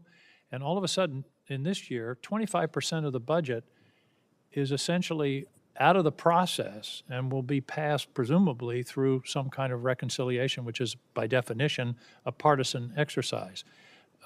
Mr. Secretary, why not all those items, housing or Golden Dome, whatever, why aren't they in the regular budget? Why do we suddenly have a two-part budget where this committee and the Congress generally has oversight and input to a process where a quarter of the budget is essentially a slush fund? Well, Senator, I appreciate the question. I wouldn't characterize a quarter of it as a slush fund, but I recognize that we see it as in totality, as a $1.5 trillion budget. But why the separation? Why the two pieces? Multiple vehicles. As you know, there are multiple dynamics that play into why there are multiple vehicles, but we are fully committed with working to the committee to ensure that the right vehicles are utilized to get precisely this amount, $1.5 trillion. Why should we? You didn't answer my question. Why are there two pieces? Why not? For time immemorial, we've done budgets here. We've never, to my knowledge, we've never used this reconciliation process for a defense budget before. What's going on? Why not My put it in the understanding regular of budget? the reason for the vehicles is to ensure we actually get to 1.5 trillion, which is the most important bottom line. The most what you're important bottom worried line about is that top line of 1.5 trillion to fund what we need, and we think this process is the most effective way to get there, Senator. Well, what you're really saying is we don't want to deal with that pesky Congress and their appropriation process. I think this is significant, Mr. Chairman, that we're basically abdicating a quarter of our responsibility in terms of this budget. Let me move on. One of the factors of this budget that hasn't gotten any publicity is that there's zero funding for Ukraine. That's correct, isn't it, Mr. Hurst? That's correct. There's no USAI funding in this budget. And there was 400 million that was appropriated last year by a bipartisan, bicameral act of Congress. What's become of that money? My understanding is not a dollar of it has been dispersed. It was released very recently, and again, we got these funds, I believe, in March. And it takes time for funds to flow through the department, but it's going to get put to work very shortly. We're going to work with the UCOM commander to make sure we use these funds in the most appropriate way possible. I didn't want Senator Sullivan to be the only one with an exhibit. This indicates what's happened to our support for Ukraine over a period of years. The orange bars are U.S. support. The blue bars are Europe. As you see, Europe is 99% in the year 2026. Same thing with humanitarian and other aid to Ukraine. And yet this is, I believe, an existential struggle for the future of democracy, where we had an aggressive country invade a neighboring country without any justification whatsoever. And by the way, that invading country is the major winner so far of the war in Iran. They've gotten, the estimates are $40 to $80 billion of additional revenues from oil and the relief of sanctions as a result of the war in Iran. Secretary Hegseth, why are we abandoning Ukraine? Senator, if you would hold that chart back up, Yep. I think that's a beautiful chart. I think that's exactly what we want. We want Europe stepping up and funding and shouldering the burden. They are rich countries worth $20 trillion versus an economy of $2 trillion. Europe can step up, Europe can fund it, and they have through our Pearl Initiative and through our European Command. That's exactly what the American people want to see, is other countries stepping up and funding that. If it's that important to Europe, which I understand why it is, and the incursion of Russia and the bravery of the Ukrainians, then European countries should pay for it, and that's exactly what that chart says, and that's the administration policy. So we don't have any interest in what happens in Ukraine. Is that what you're saying? It's only the Europeans? I'm saying the threat is far closer to rich and capable countries in Europe, and they should step up to lead the charge, and that's why that chart is a good thing to see. They have stepped up, but I think the American people should understand that we've stepped back, in fact, stepped back to the point of abandoning. This is a war that never would have happened under President Trump, and he supports ending it through a deal, and he's pursued that. So far, it hasn't happened. I'm at a time I want to talk about DTOs, who designates, but we'll take that up later. Thank you, Senator King. Senator Schmidt. Thank you, Mr. Chairman. And it's apropos that I'm following my friend from Maine. Missouri and Maine came into the union at the same time, but we couldn't disagree more on this particular point. We may have to separate here. I actually think it's interesting that Ukraine just came up, because we've heard from my colleagues on the other side discussion about the cost of what the ongoing American effort. There was never a discussion about the $200 billion we were sending to a foreign country that's not even in NATO. Never. In fact, when amendments were offered for independent audits of how that money was spent, there was bipartisan opposition to that kind of oversight. So I find it really rich now that there's a complaint that we're not spending money on Ukraine. And by the way, $30 billion for salaries for bureaucrats, pensions and social safety net programs, and government operations to keep the state functioning during wartime. That's where American tax dollars were going, $30 billion for bureaucrats in Ukraine. And we just heard a speech for more money for Ukraine, yet the $1.5 trillion for this country is being balked at. I mean, I've seen Ukraine flags all over this Capitol for 3 years. At the same time, the same people call the President of the United States of this country a Nazi. So forgive me if I feel like we've lost our bearings a little bit. So I'm all for the America First agenda. I'm all for us realigning our priorities. I'm all for the national defense strategies that says our core strategic interests are the homeland, the Western Hemisphere, and the rising threat in China.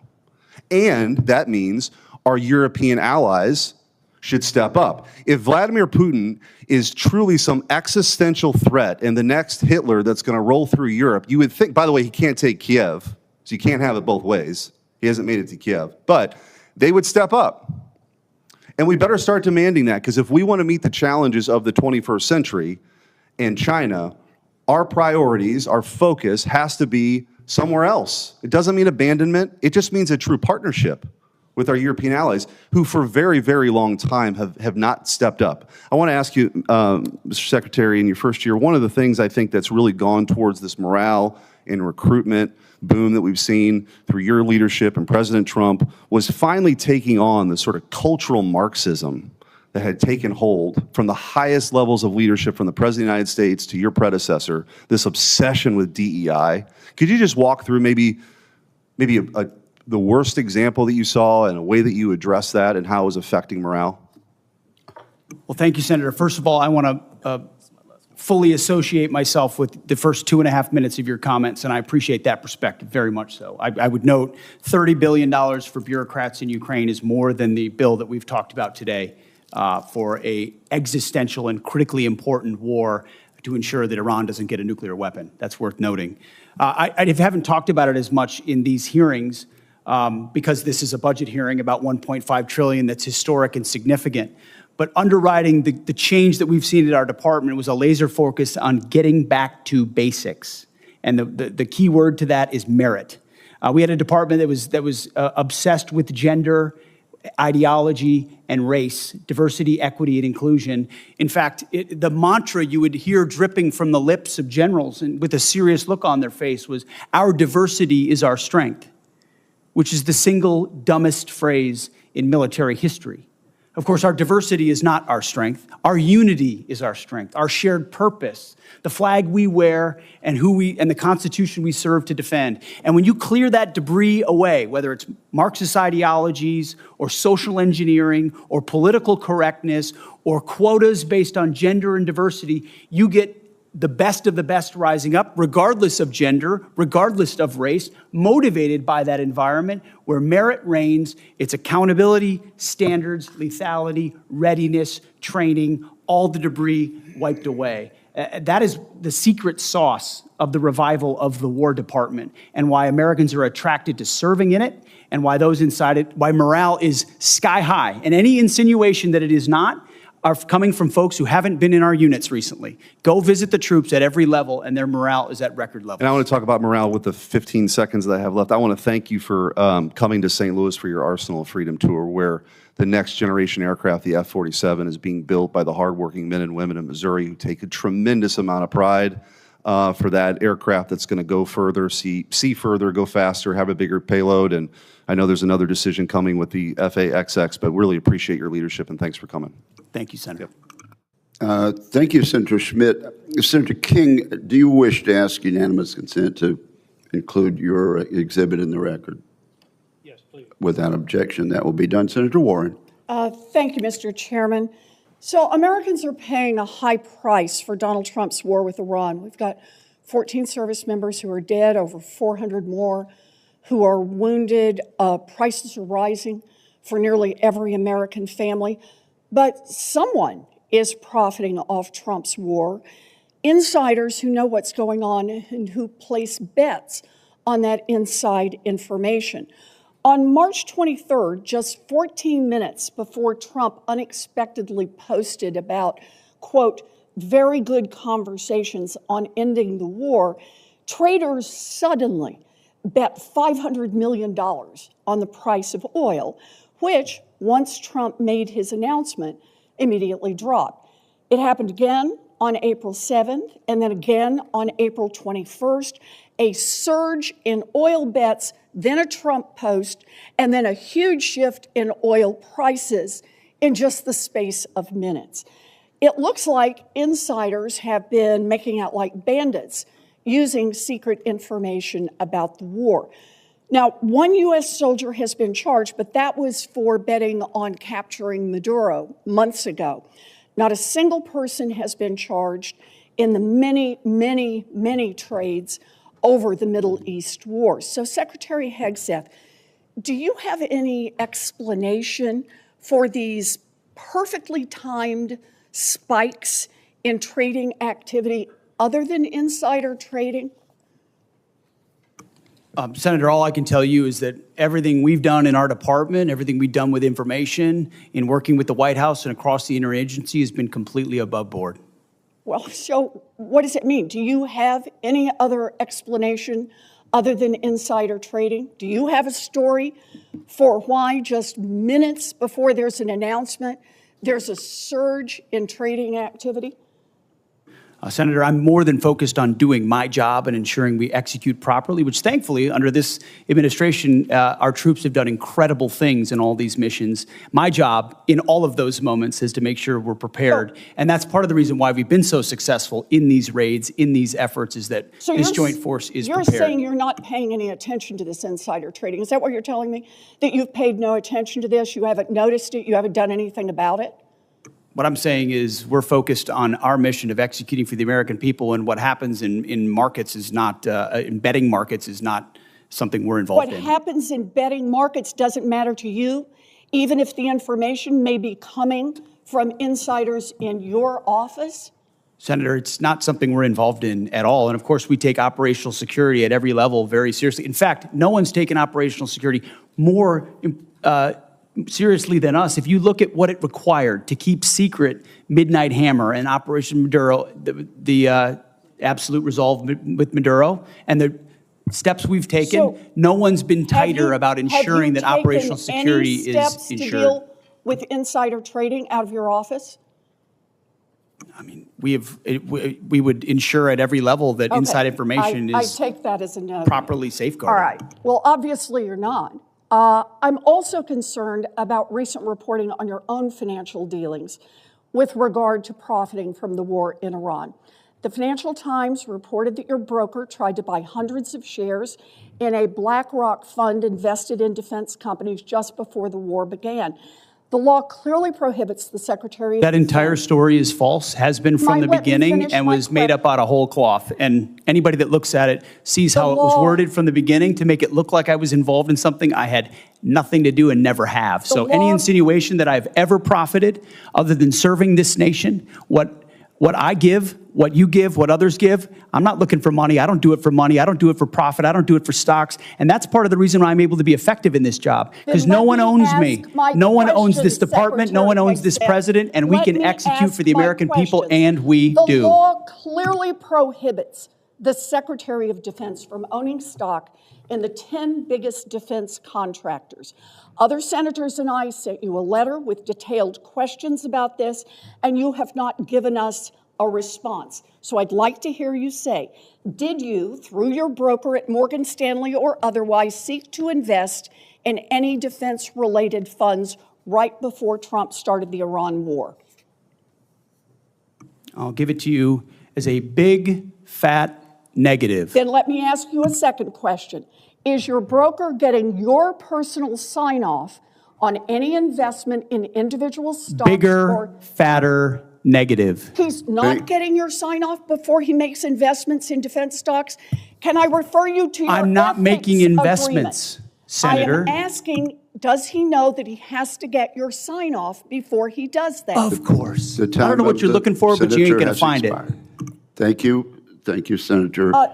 I would like to enter into the record the ethics agreement that the Secretary of Defense has signed, that he will sign off personally before his broker makes any attempt to buy defense stocks. Is there objection? Thank you. Without objection, it will be admitted.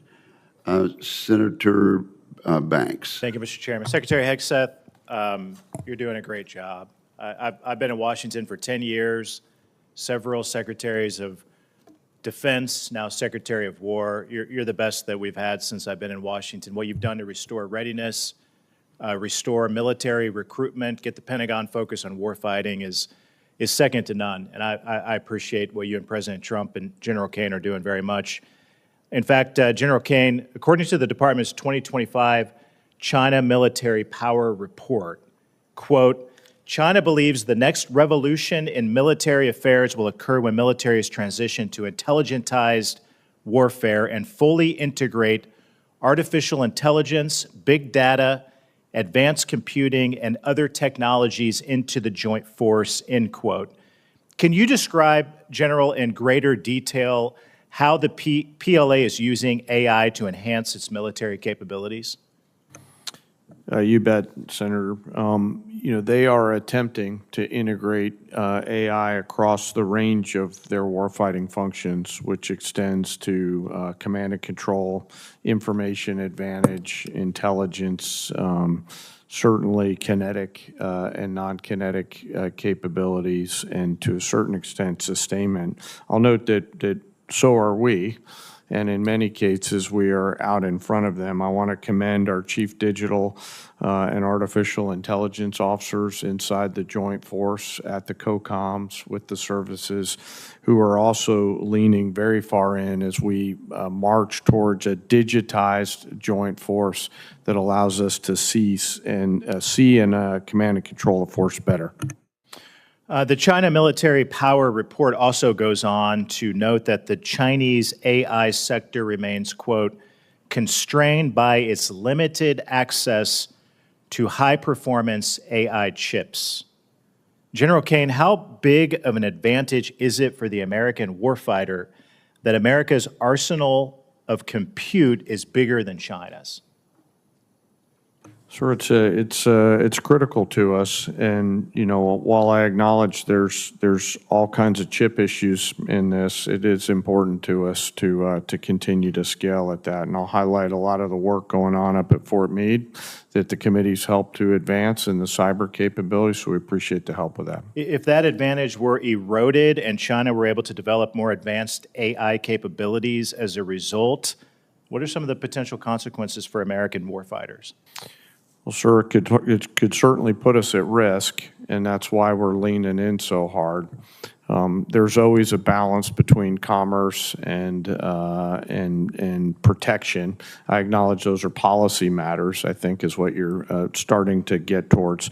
But on a pure military-only standpoint, we would see some defense in depth eroded from that. Secretary Hegseth, do you agree that enhanced Chinese AI capabilities could put American service members at risk? Senator, we absolutely have to stay ahead.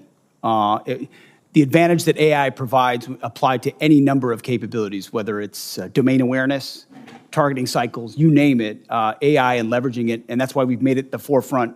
I mean, it's AI first with everything that we do, integrating it at every potential echelon to ensure we can respond faster. If we're better at that than any adversary is, it's going to give us an advantage, and we have to maintain that. I agree. Do you agree that we should do everything in our power to ensure that American service members go into battle with an overwhelming and fear-inducing technological advantage, particularly with AI? Always. Overwhelming is the goal in every scenario. Earlier this year, the Pentagon issued updated guidelines that prohibit department funds from supporting grants and contracts involving fundamental research collaboration with blacklisted Chinese entities. How important are those restrictions to safeguarding our technological leadership? Have to have them, especially when you look at the power of models and all of those things. And you have connections to entities that could have connections to your adversary, and you can have degradation of your advantage. Again, this is where I appreciate your leadership, Mr. Secretary, which has been second to none. And I know that you will work with Congress to help codify those restrictions and encourage taxpayer dollars to never advance the capabilities of our enemies and our adversaries. I appreciate both of your leadership. We've come a long way in a couple of years from, the night and day difference between the last administration and this administration is apparent to every Hoosier that I talk to. So I appreciate your leadership. I yield back. Thank you very much, Senator Banks. Senator Peters. Thank you, Mr. Chairman, Ranking Member. Gentlemen, welcome to the committee. I appreciate this discussion. I'll just start off. The number one question I get when I'm back home from people is basically very simply, when will this war end? We know the costs are that the American people are paying, both in higher fuel costs, our farmers are paying because of fertilizer cost. We know that the whole world economy is paying a great deal for this war. And basically, as I think that through, and this is what I want to talk to you about, is that we all know that it's a whole lot easier to go to war than it is to get out of war. That's always the tough question. And we've got to figure that out. And there are some folks who've written quite a bit about this. One text on war by Karl von Clausewitz. Mr. Secretary, I'm sure you're familiar with the book. I know all of the men and women in uniform are. It's the most widely read, most influential military strategy book in Western history, which is pretty broad. And it is the core curriculum that is read in all the war colleges. I read it when I was at the Navy War College taking courses. It's part of what the U.S. military thinks about when to go to war and then how to get out of the war. And one of those core principles it starts with is basically war is the continuation of politics by other means. That everybody knows that quote who's worn the uniform, and others too. And basically means there's two things about that. It's politics to get in the war, and it's politics to get out of the war. And in between, we rely on the men and women in the military to carry out those policies. So I want to be clear, and I think I speak for all of my colleagues, is that we know the military plays an important part. They need to do the job, and nobody questions the amazing work that our men and women in the U.S. military have done and continue to do. They've performed absolutely brilliantly, and we applaud all that they have done. However, what we do question is the politics part. It's a continuation of politics. So it's our political leaders that get us into war and our political leaders who have to get us out of that war, which falls on you, Mr. Secretary Hegseth, and others in the administration, including the President as Commander-in-Chief. So, Secretary, are you familiar with the concept in that book of center of gravity? Sure. So center of gravity is basically, as you know, it's basically the hub of all the power and movement. Everything depends on it. And Clausewitz will say if you don't take out the center of gravity, it's very difficult to win the war. You can have tactical successes, you can have military successes, but if you're not focused on that, you're not going to be able to win. Basically, he talks about military strikes are tactical, and tactical success doesn't necessarily create the political conditions necessary to get the parties to the table to negotiate and get it done. So we've got to focus on that. So my question for you, Mr. Secretary, what is the center of gravity for Iran? Well, the center of gravity, as the President has seen it and as I see it, and he's talked about for 30 years, is their pursuit of a nuclear weapon and what they could do with that in pursuit as an extension of the radical ideology they have professed since the beginning of their revolution. So the prophetic ideology they profess alongside the most dangerous weapon in the world would be the center of gravity of the rationality of this undertaking, which I appreciate it. I'll ask you to elaborate more. I appreciate it. General Kane, you know more about Clausewitz and strategy than I will ever know, including all the folks behind you. What would you consider the center of gravity as defined by Clausewitz in this type of war? Well, sir, you're not going to love this answer, but I hope you'll respect it. War is politics by any other means. Right. And the political side of that necessitates that our political leaders determine what is the center of gravity associated with that. From a military-only perspective, there's a variety of things academically that we could look at for center of gravities, from leadership to will to capabilities to intent. But I'll defer to our political leaders to determine that's what fine. that is. That's fair. I don't like it. You're right. But I know, and sir. I know you know the answer to that, and you're just not telling me. Well, I get why you're doing that. my inner but I would marshal. say, other observers say that basically it's not the leader. Usually, if you take out a leader, that doesn't necessarily make the changes. That in Iran's case, it's probably the Islamic Revolutionary Guard. That's the center of gravity. They're the ones that control the country, and they're very diverse to do that.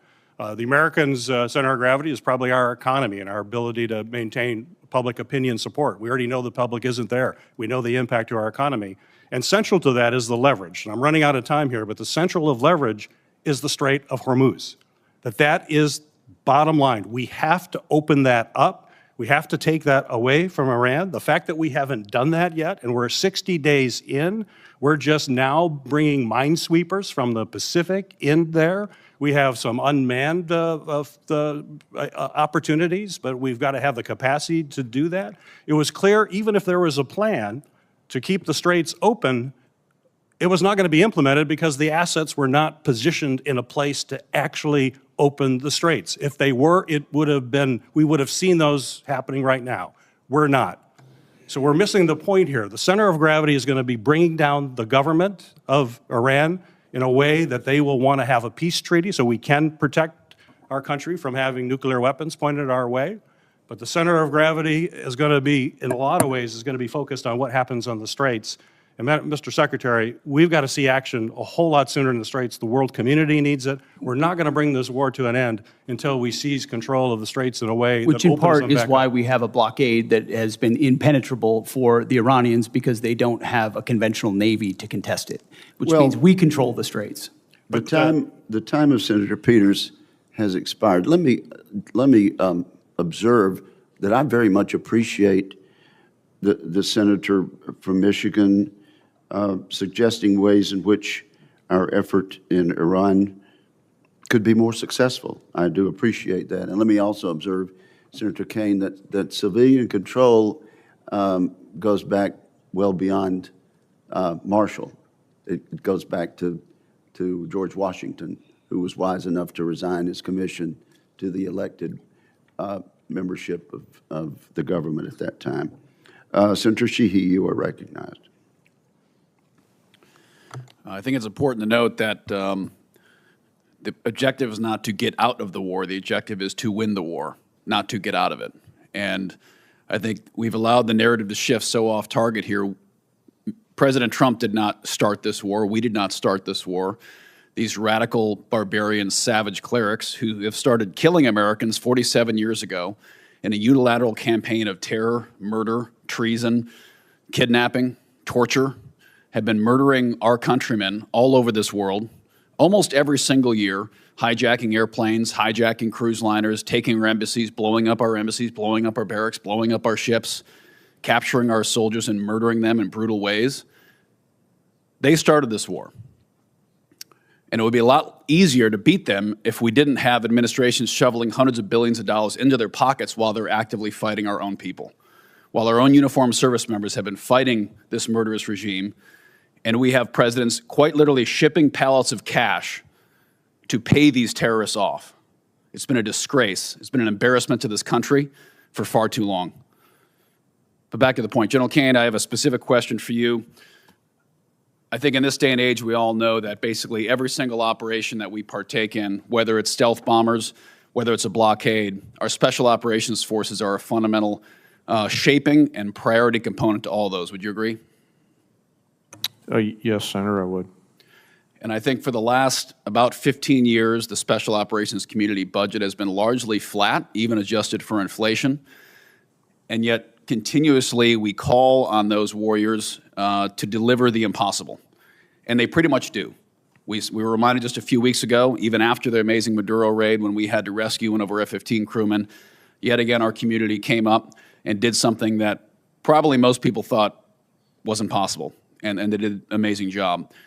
But we cannot continue to call on a tiny fraction of our military to carry such a heavy load and to have such an op tempo without the appropriate resources. So I'd like to hear your thoughts on how we can not just increase the budget, but make sure we're shaping their budget in a way that ensures that those warriors are getting the direct support for training and sustainment, but also the platforms that they need, from mini submarines to unmanned aircraft, to manned aircraft, and the platforms that are very unique for their mission are furnished and deployed rapidly. So I'd like to talk about the percentage increase of SOCOM's budget, how we affect that, and how fast we can do it. Well, sir, I'll just highlight my gratitude and appreciation for the entirety of the SOCOM Joint Force at Echelon and the work that they do. I'll leave the budget numbers and the increased percentages to my civilian leadership, but echo to your point, the exponential return on whatever investment they give. These are incredible entrepreneurial leaders at every echelon who do great things as the lights dim, as I say that. So hopefully they'll see that as a nod towards them. But I'll defer on the budget allocation numbers to the comptroller, sir. First of all, I want to second completely your opening remarks, and that's certainly our view as well.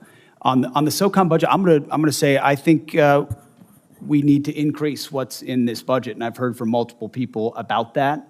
In fact, that if there is a supplemental, I just wrote a note to Jay about it. I think SOCOM, given the op tempo, given their direct participation in so many of these historic aspects, SOCOM should be part of that supplemental as well. Makes complete sense. Who's been shouldering a huge part of the burden? Special Operations Command. So whether it's a supplemental or this budget, I fully agree, and I think we need to invest more. Great, and I'd ask that particular care be given. The era of beards and guns and kicking indoors, as much fun as that was for all of us, it's coming to a close, and we're going to be going back to our roots as specialized commandos, whether it's undersea, Arctic, airborne operations, and as we all became kind of one joint soft force during GWOT, quite frankly, that was an easier problem to resource for, to budget for, and acquire for. It's going to be a lot harder now when our operators go back to their service corners and needs platform-specific technologies and training. Submersibles, aircraft take years to acquire, years to specify. It's not just buying more ARs and body armor and ammo and sending them downrange. So I think we have to think about the SOCOM budget a little differently than we have for the last 25 years and make sure we're programming in a way that it's sustained and is protected. Thank you. Thank you, Senator Schmidt, for that insightful exchange. Senator Kelly. Thank you, Mr. Chairman. Gentlemen, thank you for being here. Secretary Hegseth, safe to say that our weapons like SM-3s, Tomahawks, Patriot missiles have capabilities that are unmatched. That's why they cost a lot, take a long time to produce. Your budget requests $31.8 billion to expand production capacity for critical missile stockpiles. Is that correct? 31.8? I'm looking at $53 billion for munitions acceleration over 14 critical munitions, of which the ones you listed are a part. Okay, so I believe 53. more than that. Yes, sir. More than 20 billion more.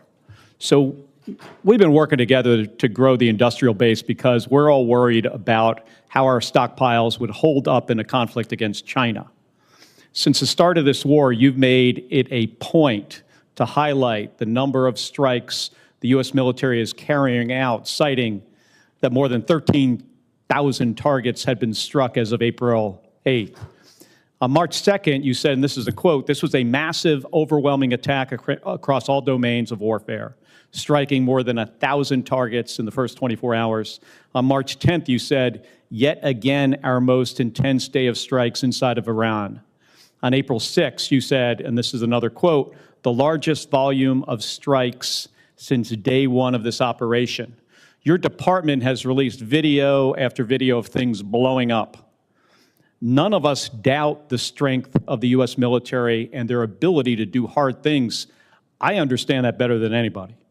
The questions we should be asking and answering are, what does this cost us and what does it achieve for the American people? Many of these strikes use our best weapons, and we're using a lot of them and a lot of interceptors. Open source reporting has estimated that the military has used an outrageous number of Patriots. I'm not even going to say the numbers, but a lot of Patriots, a lot of THAAD rounds, JASSM-ER, Tomahawks, very expensive, exquisite. We can't make these munitions overnight, and it's clear from your budget request that you know that. Can you tell us how many years specifically is it going to take to replace these systems? Senator, thank you for the question. I would defer to the comptroller on the amount because I think it's a lot higher than 53. If you look at long-range fires, JASSMs, LRASMs, Tomahawks, we're looking at $238 billion. Okay, we're looking at $40 billion for hypersonic. So I actually think it's closer to $330 billion in munitions. Okay, how many Ultimately- years to replenish? That's the question. I think that's exactly the right question, too, Senator, because the time frame we were existing under was unacceptable. Okay, well, and what tell this me- budget does, I mean, months and years, fast. years? I mean, we're building new plants in real time.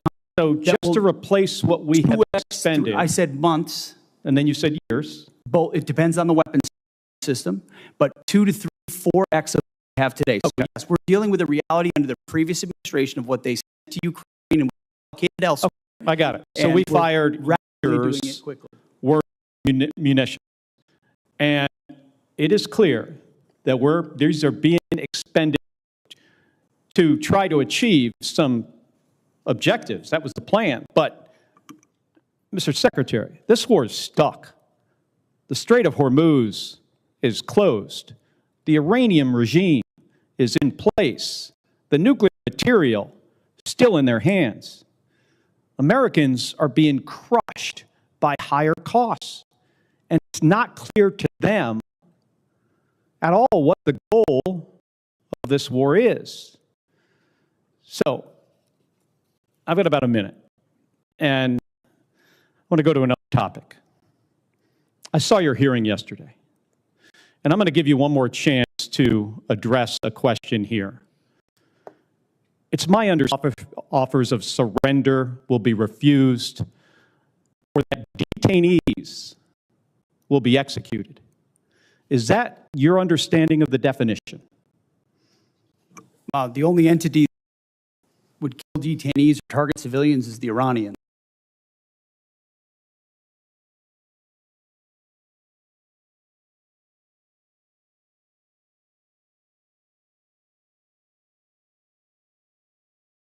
And they're the ones being crushed. So It's the Iranian military and military capability. Question is, do I you disagree understand- completely with your articulation. No, do you understand the definition that I just read you? Because that's the definition from your department's law of war manual.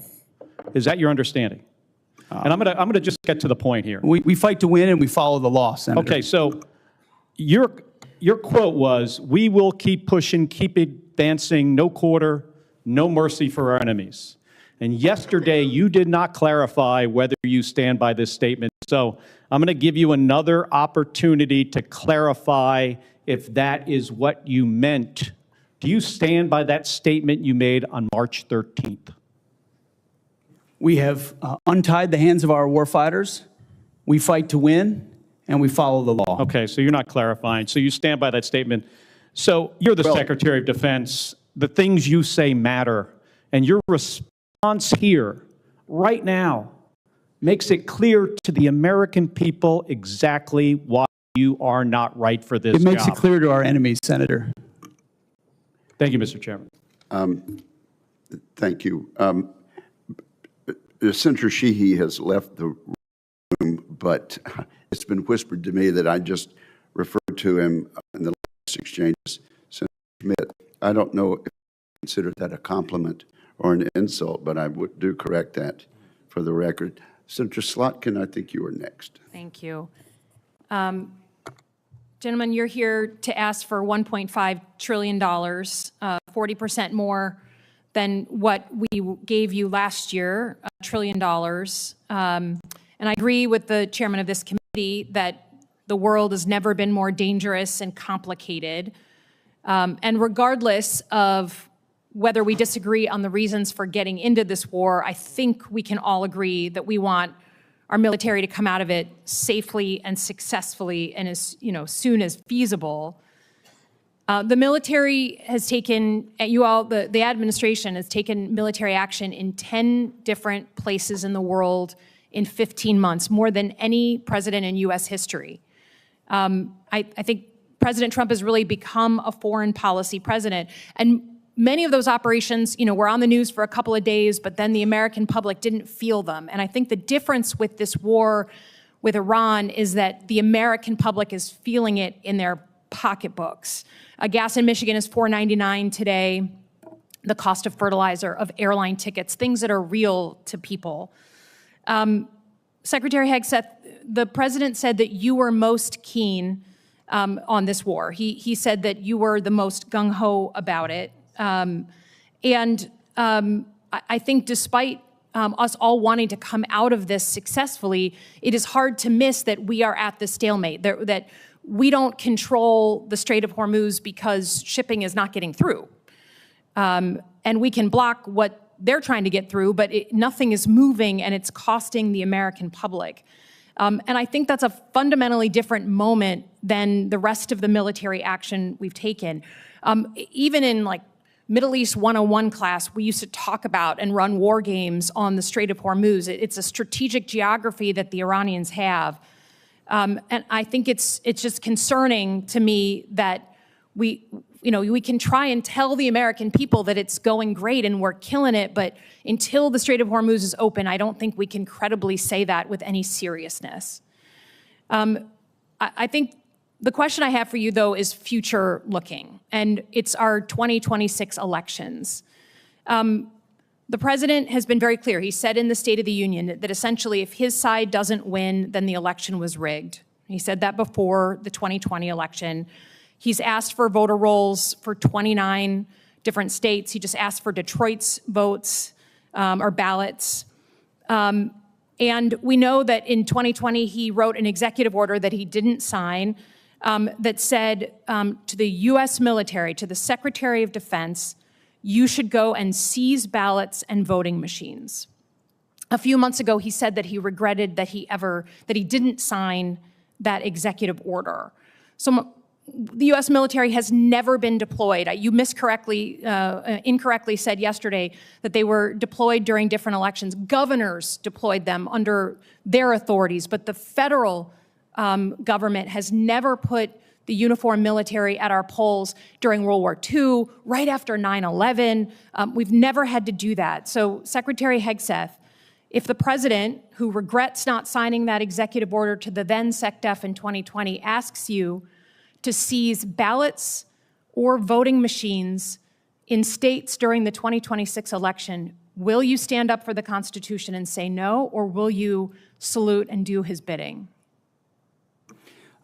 Senator, I didn't get a chance to answer the front part of your question, which, there was a lot of deferred maintenance under the Biden administration that needed to be addressed because the world was in chaos when President Trump was elected. Just address the election issue, please. Well, again, that's the most important thing. It's what's happening. It's yet another gotcha hypothetical, which is your specialty. It's not. We had an executive order under the Biden administration in 2024.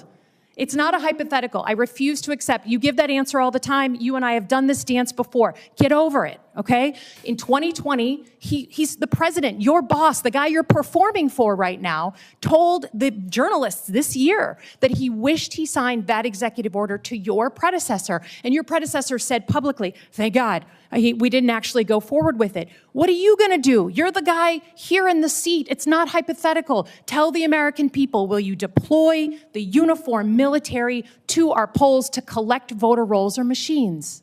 Are you accusing me of performing? Because you're performing for cable news right now. But just Mr. answer the Secretary, question. we have It's a hypothetical. By the way, in 2024, under the Biden administration, 15 states did deploy under troops their to polling governor's stations. authority, when their governors asked What for it. did Joe Biden say about that? That's fundamentally, I don't think anything, because he needed them for cybersecurity and for COVID. Trump did it too, under Trump. But it was not the federal decision. It was those governors of the states under their authorities, okay? It's never been done in our history. Please stand up for the Constitution. Do not send uniformed military to our polls. Do you have a response to that portion of the question, Mr. Secretary? I've never been ordered to do anything illegal, and I won't. That goes without saying. Thank you for the answer. Senator Duckworth, you're now recognized. Thank you, Mr. Chairman. Despite his campaign promise of no new wars, President Trump has been obsessed with using the military any chance he gets, from deploying troops to American cities, to propping up Maduro's chosen #2 in Venezuela, to an endless war of boat strikes in the Caribbean Sea, and now in an illegal war with Iran, where hundreds of thousands of our troops are in harm's way every day with no exit strategy in sight. This administration hides bad policy behind the exceptional military operations and the valor of our uniformed personnel. I've long said Iran is a malign actor, but a responsible administration would have managed this short of conflict instead of starting a war of choice.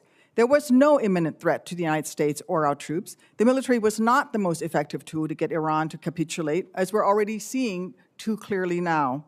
And using force has made Americans in the Middle East less safe while spiking costs for Americans here at home, all to the tune of 14 service members dead, hundreds wounded, billions of taxpayer dollars, and untold costs to our military readiness. This administration claims to be focused on the warfighter, but President Trump told us when he announced a war from his luxury resort that he expected service members to die. Now, sadly, it's clear how unserious Trump is about his role as the commander-in-chief. His war within Iran has already reminded us how important it is to prevent a war, how serious it is to ask the military to wage one under poor strategic direction, how destructive a wide-ranging war can be for Americans, for our service members, and how difficult it is to actually end one once you start it. The incompetence and casual disregard for our service members' professionalism and sacrifice is, in my opinion, a scandal. General Kane, can you tell us the status of the Iranian Revolutionary Guard Corps' Navy, the entity actively closing the strait? Senator, apologies, I was listening to you. I was just trying to write it down. No worries. They're mostly destroyed. CENTCOM continues to watch them. Not the Iranian Navy.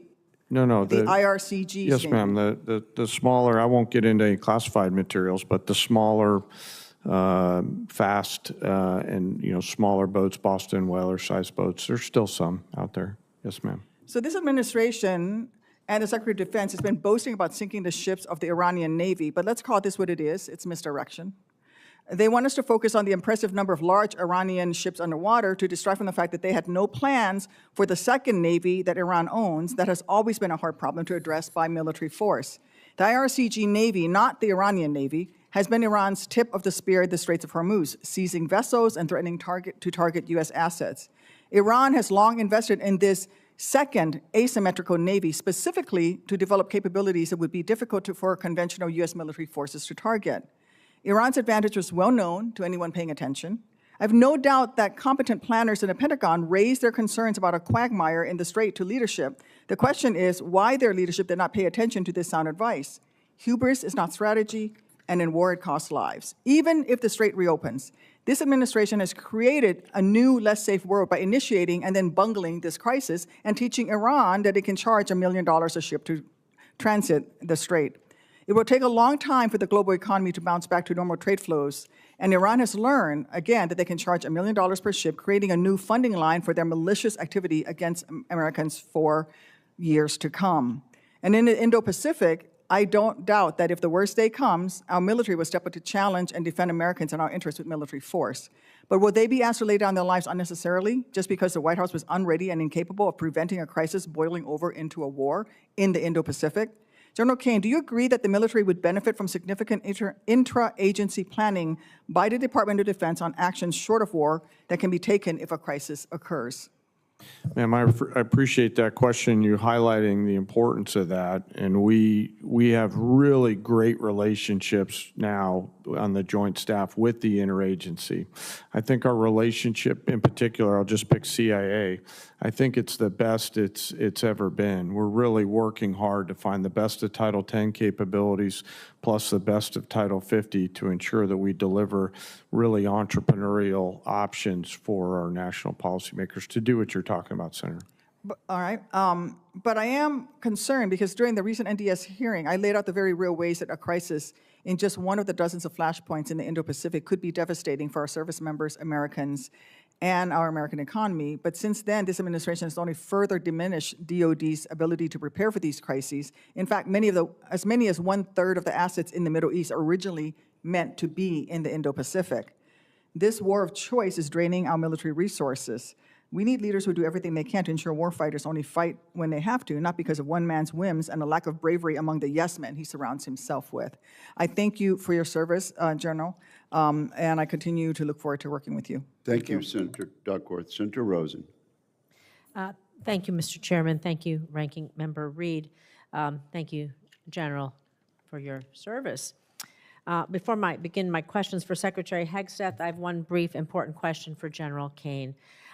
General, as you've acknowledged at your confirmation hearing, service members who served at locations which another U.S. government agency deems contaminated, like the Nevada Test and Training Range, should have the same presumption of radiation exposure as DOE employees who served alongside them. But we also must ensure that DoD provides the VA with the records proving that these individuals served there. So this is a problem that DoD has the power to solve. I know we've discussed this. So General Kane, will you commit to ensuring parity for DoD personnel who served in locations that the U.S. government has already deemed contaminated, identifying those who served in such locations, and providing documentation of that service to the VA so that they can receive the veterans benefits that they have earned? You bet, ma'am. And I'm, since our last time together on this, we've continued to chip away at removing or figuring out how to get past that one particular blocking in that record so that that data flows normally. And I'm committed to trying to solve that for those leaders and teammates who are out there at that site. Thank you. We'll look forward to continue to work with you on that. So Secretary Hegseth, I want to talk a little bit about AI.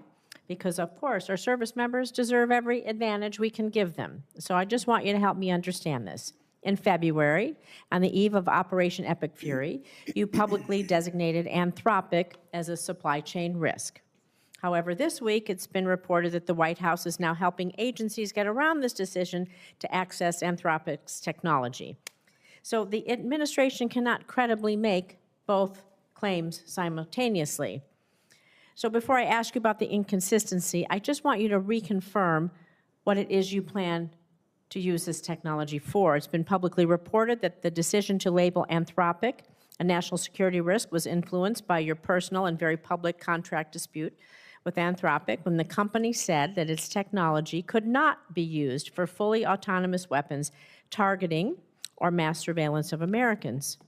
So following up on your response to Senator Rounds earlier, can you confirm whether or not there will always be a human in the loop when AI is used for lethal targeting decisions? Well, first of all, on Anthropic, they would not agree to our terms of service. That would be like Boeing giving us airplanes and telling us who we can shoot at. This is not. So this is not just about Anthropic, though. This is about. I just want to be clear. And also, Anthropic is run by an ideological lunatic who shouldn't have But that's not my question. My question is AI decision making writ large, over what we do. Writ large. We follow the law, Should Senator. AI? Will you confirm? You said this to Senator Rounds earlier, so I'm just asking for you to. We recommit. follow the law, but we don't have to sign a different terms of agreement with Anthropic. This is not the question. This is not about Anthropic. This was just an example. I want you to confirm that whether or not there will always be a human in the loop when AI is used in a kill chain for lethal targeting decisions. Will there always be a human in a loop, or will AI make the decision? You said this to. We follow the law, and humans make decisions.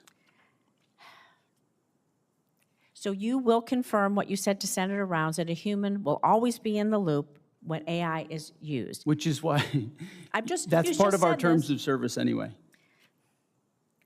You know, it's how we operate. All I want to say is this.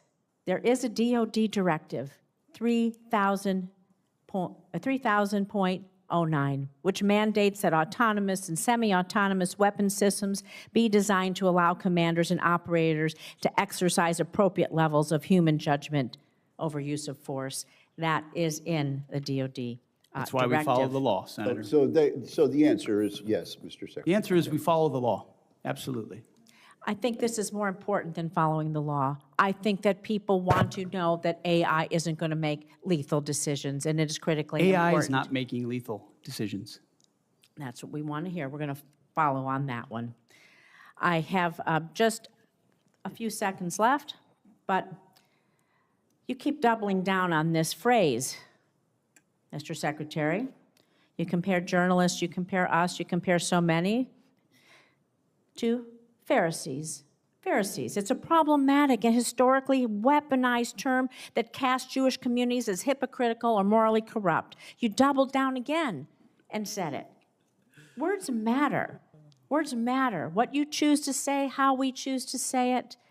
How do you justify using this language as Secretary of Defense? Words matter. It's a historically hurtful term. Why do you continue to use it?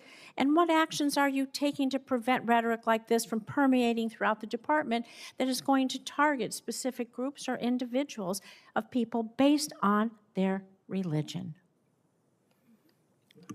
Senator, I feel like it's a pretty accurate term for folks who don't see the plank in their own eye and always want to see what's wrong with an operation as opposed to the historic success of preventing Iran from getting a nuclear weapon. So I stand by it. You stand by calling people Pharisees. Sir, I cannot stand for that. That is wrong. It is not respectful to people. And I expect anyone who is in leadership in our country to be respectful and use respectful terms and not be an anti-Semite. Thank you, Senator Rosen. The chair and the ranking member have no second round questions. I'm told by Senator Kelly that he would like to ask a second question. Yeah, Mr. Secretary, so $1.5 trillion, 1.5 is a very round number. You know, if you're putting together a budget, you'd come up with, these are the problems we're trying to solve. This is the capability we need. These are the systems we have to buy. And at the end of the day, it would spit out a number, and it's probably not 1.5 trillion. So to me, it feels like that number was just kind of pulled out of thin air. I took a look recently, and it seems that the defense budget of the rest of the world, I'm talking China, Russia, India, every Asian country, every European country, South America, everybody else is in the neighborhood, it looked like 1.7 to 1.8. So your request is approaching all defense spending from everybody else with the exception of us. That is a huge amount of money. You know, when I got here, you know, just 5 years ago, it was almost half of that. Through budget reconciliation, you've received a bunch of money to buy things, some of the weapon systems, you know, to resupply what we need. I'm just trying to understand, you know, like, where is all this money going to go? And if you figured out ahead of time, what do you want to spend this on? And by the way, there are systems the president wants. You know, he saw last summer how effective Iron Dome and David's Sling were. And because of that, the president decided we're going to build our own version. We're going to call it Golden Dome because the president likes the color gold. We've seen that, see it in the Oval Office. We're going to call it Golden Dome, and it might cost somewhere between $500 billion and $1 trillion.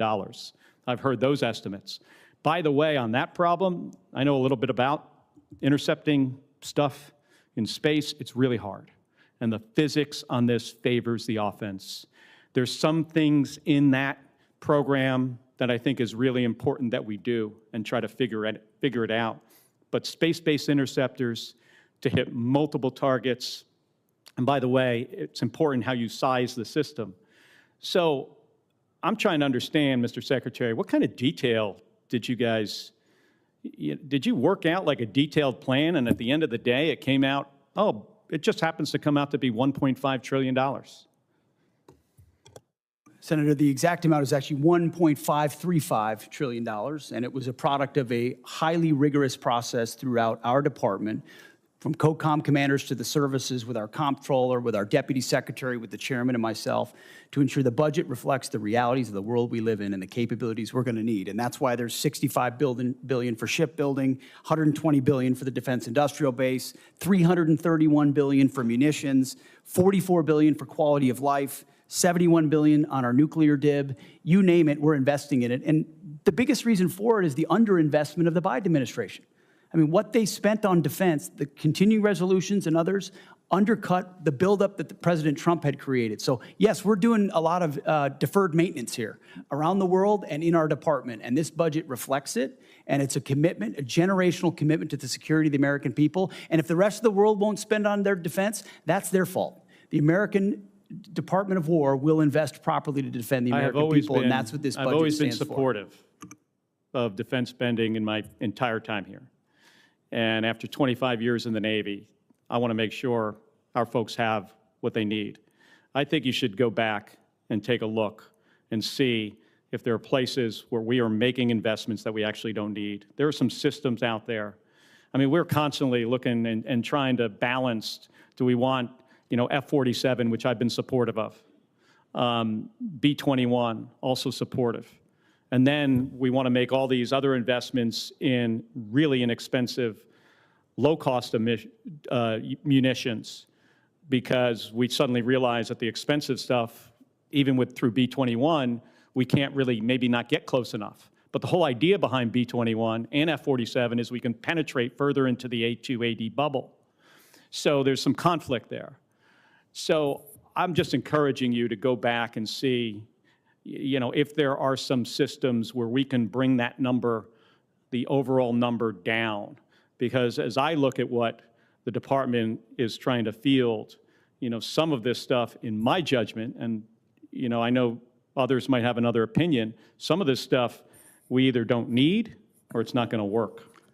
Thank you, Mr. Chairman. Senator Kelly, your time has expired. Let me just say, you have a great deal of expertise in the area of space, and we do look forward to your contribution as we mark up further legislation.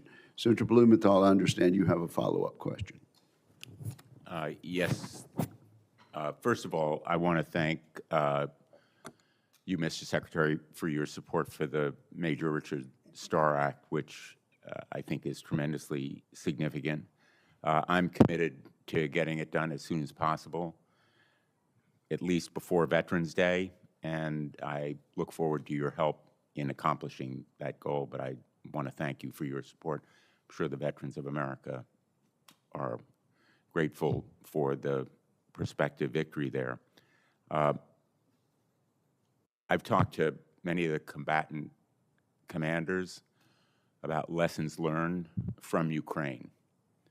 And I think that there is unanimity on the point that there is a lot to be learned, not only about what the Russians are doing, but what other adversaries could do as well. General Kane, Chairman Kane, would you agree that there are lessons to be learned from Ukraine?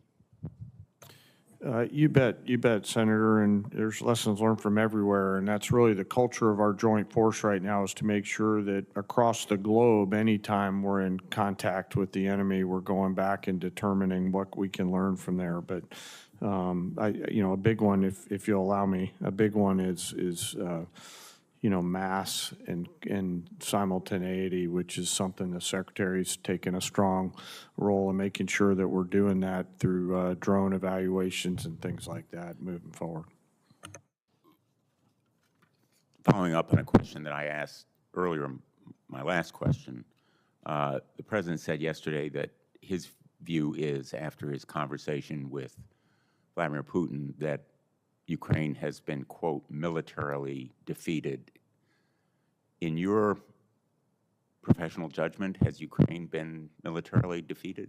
Sir, I haven't seen the President's quote, but I'll go back to something I started with, and that's the importance of me maintaining trust with a variety of people. And a president will make a wide range of comments and considerations as a commander-in-chief. You don't have to go too much farther. I understand the point that you're making. Yes, sir. Thank you. I appreciate it, Senator.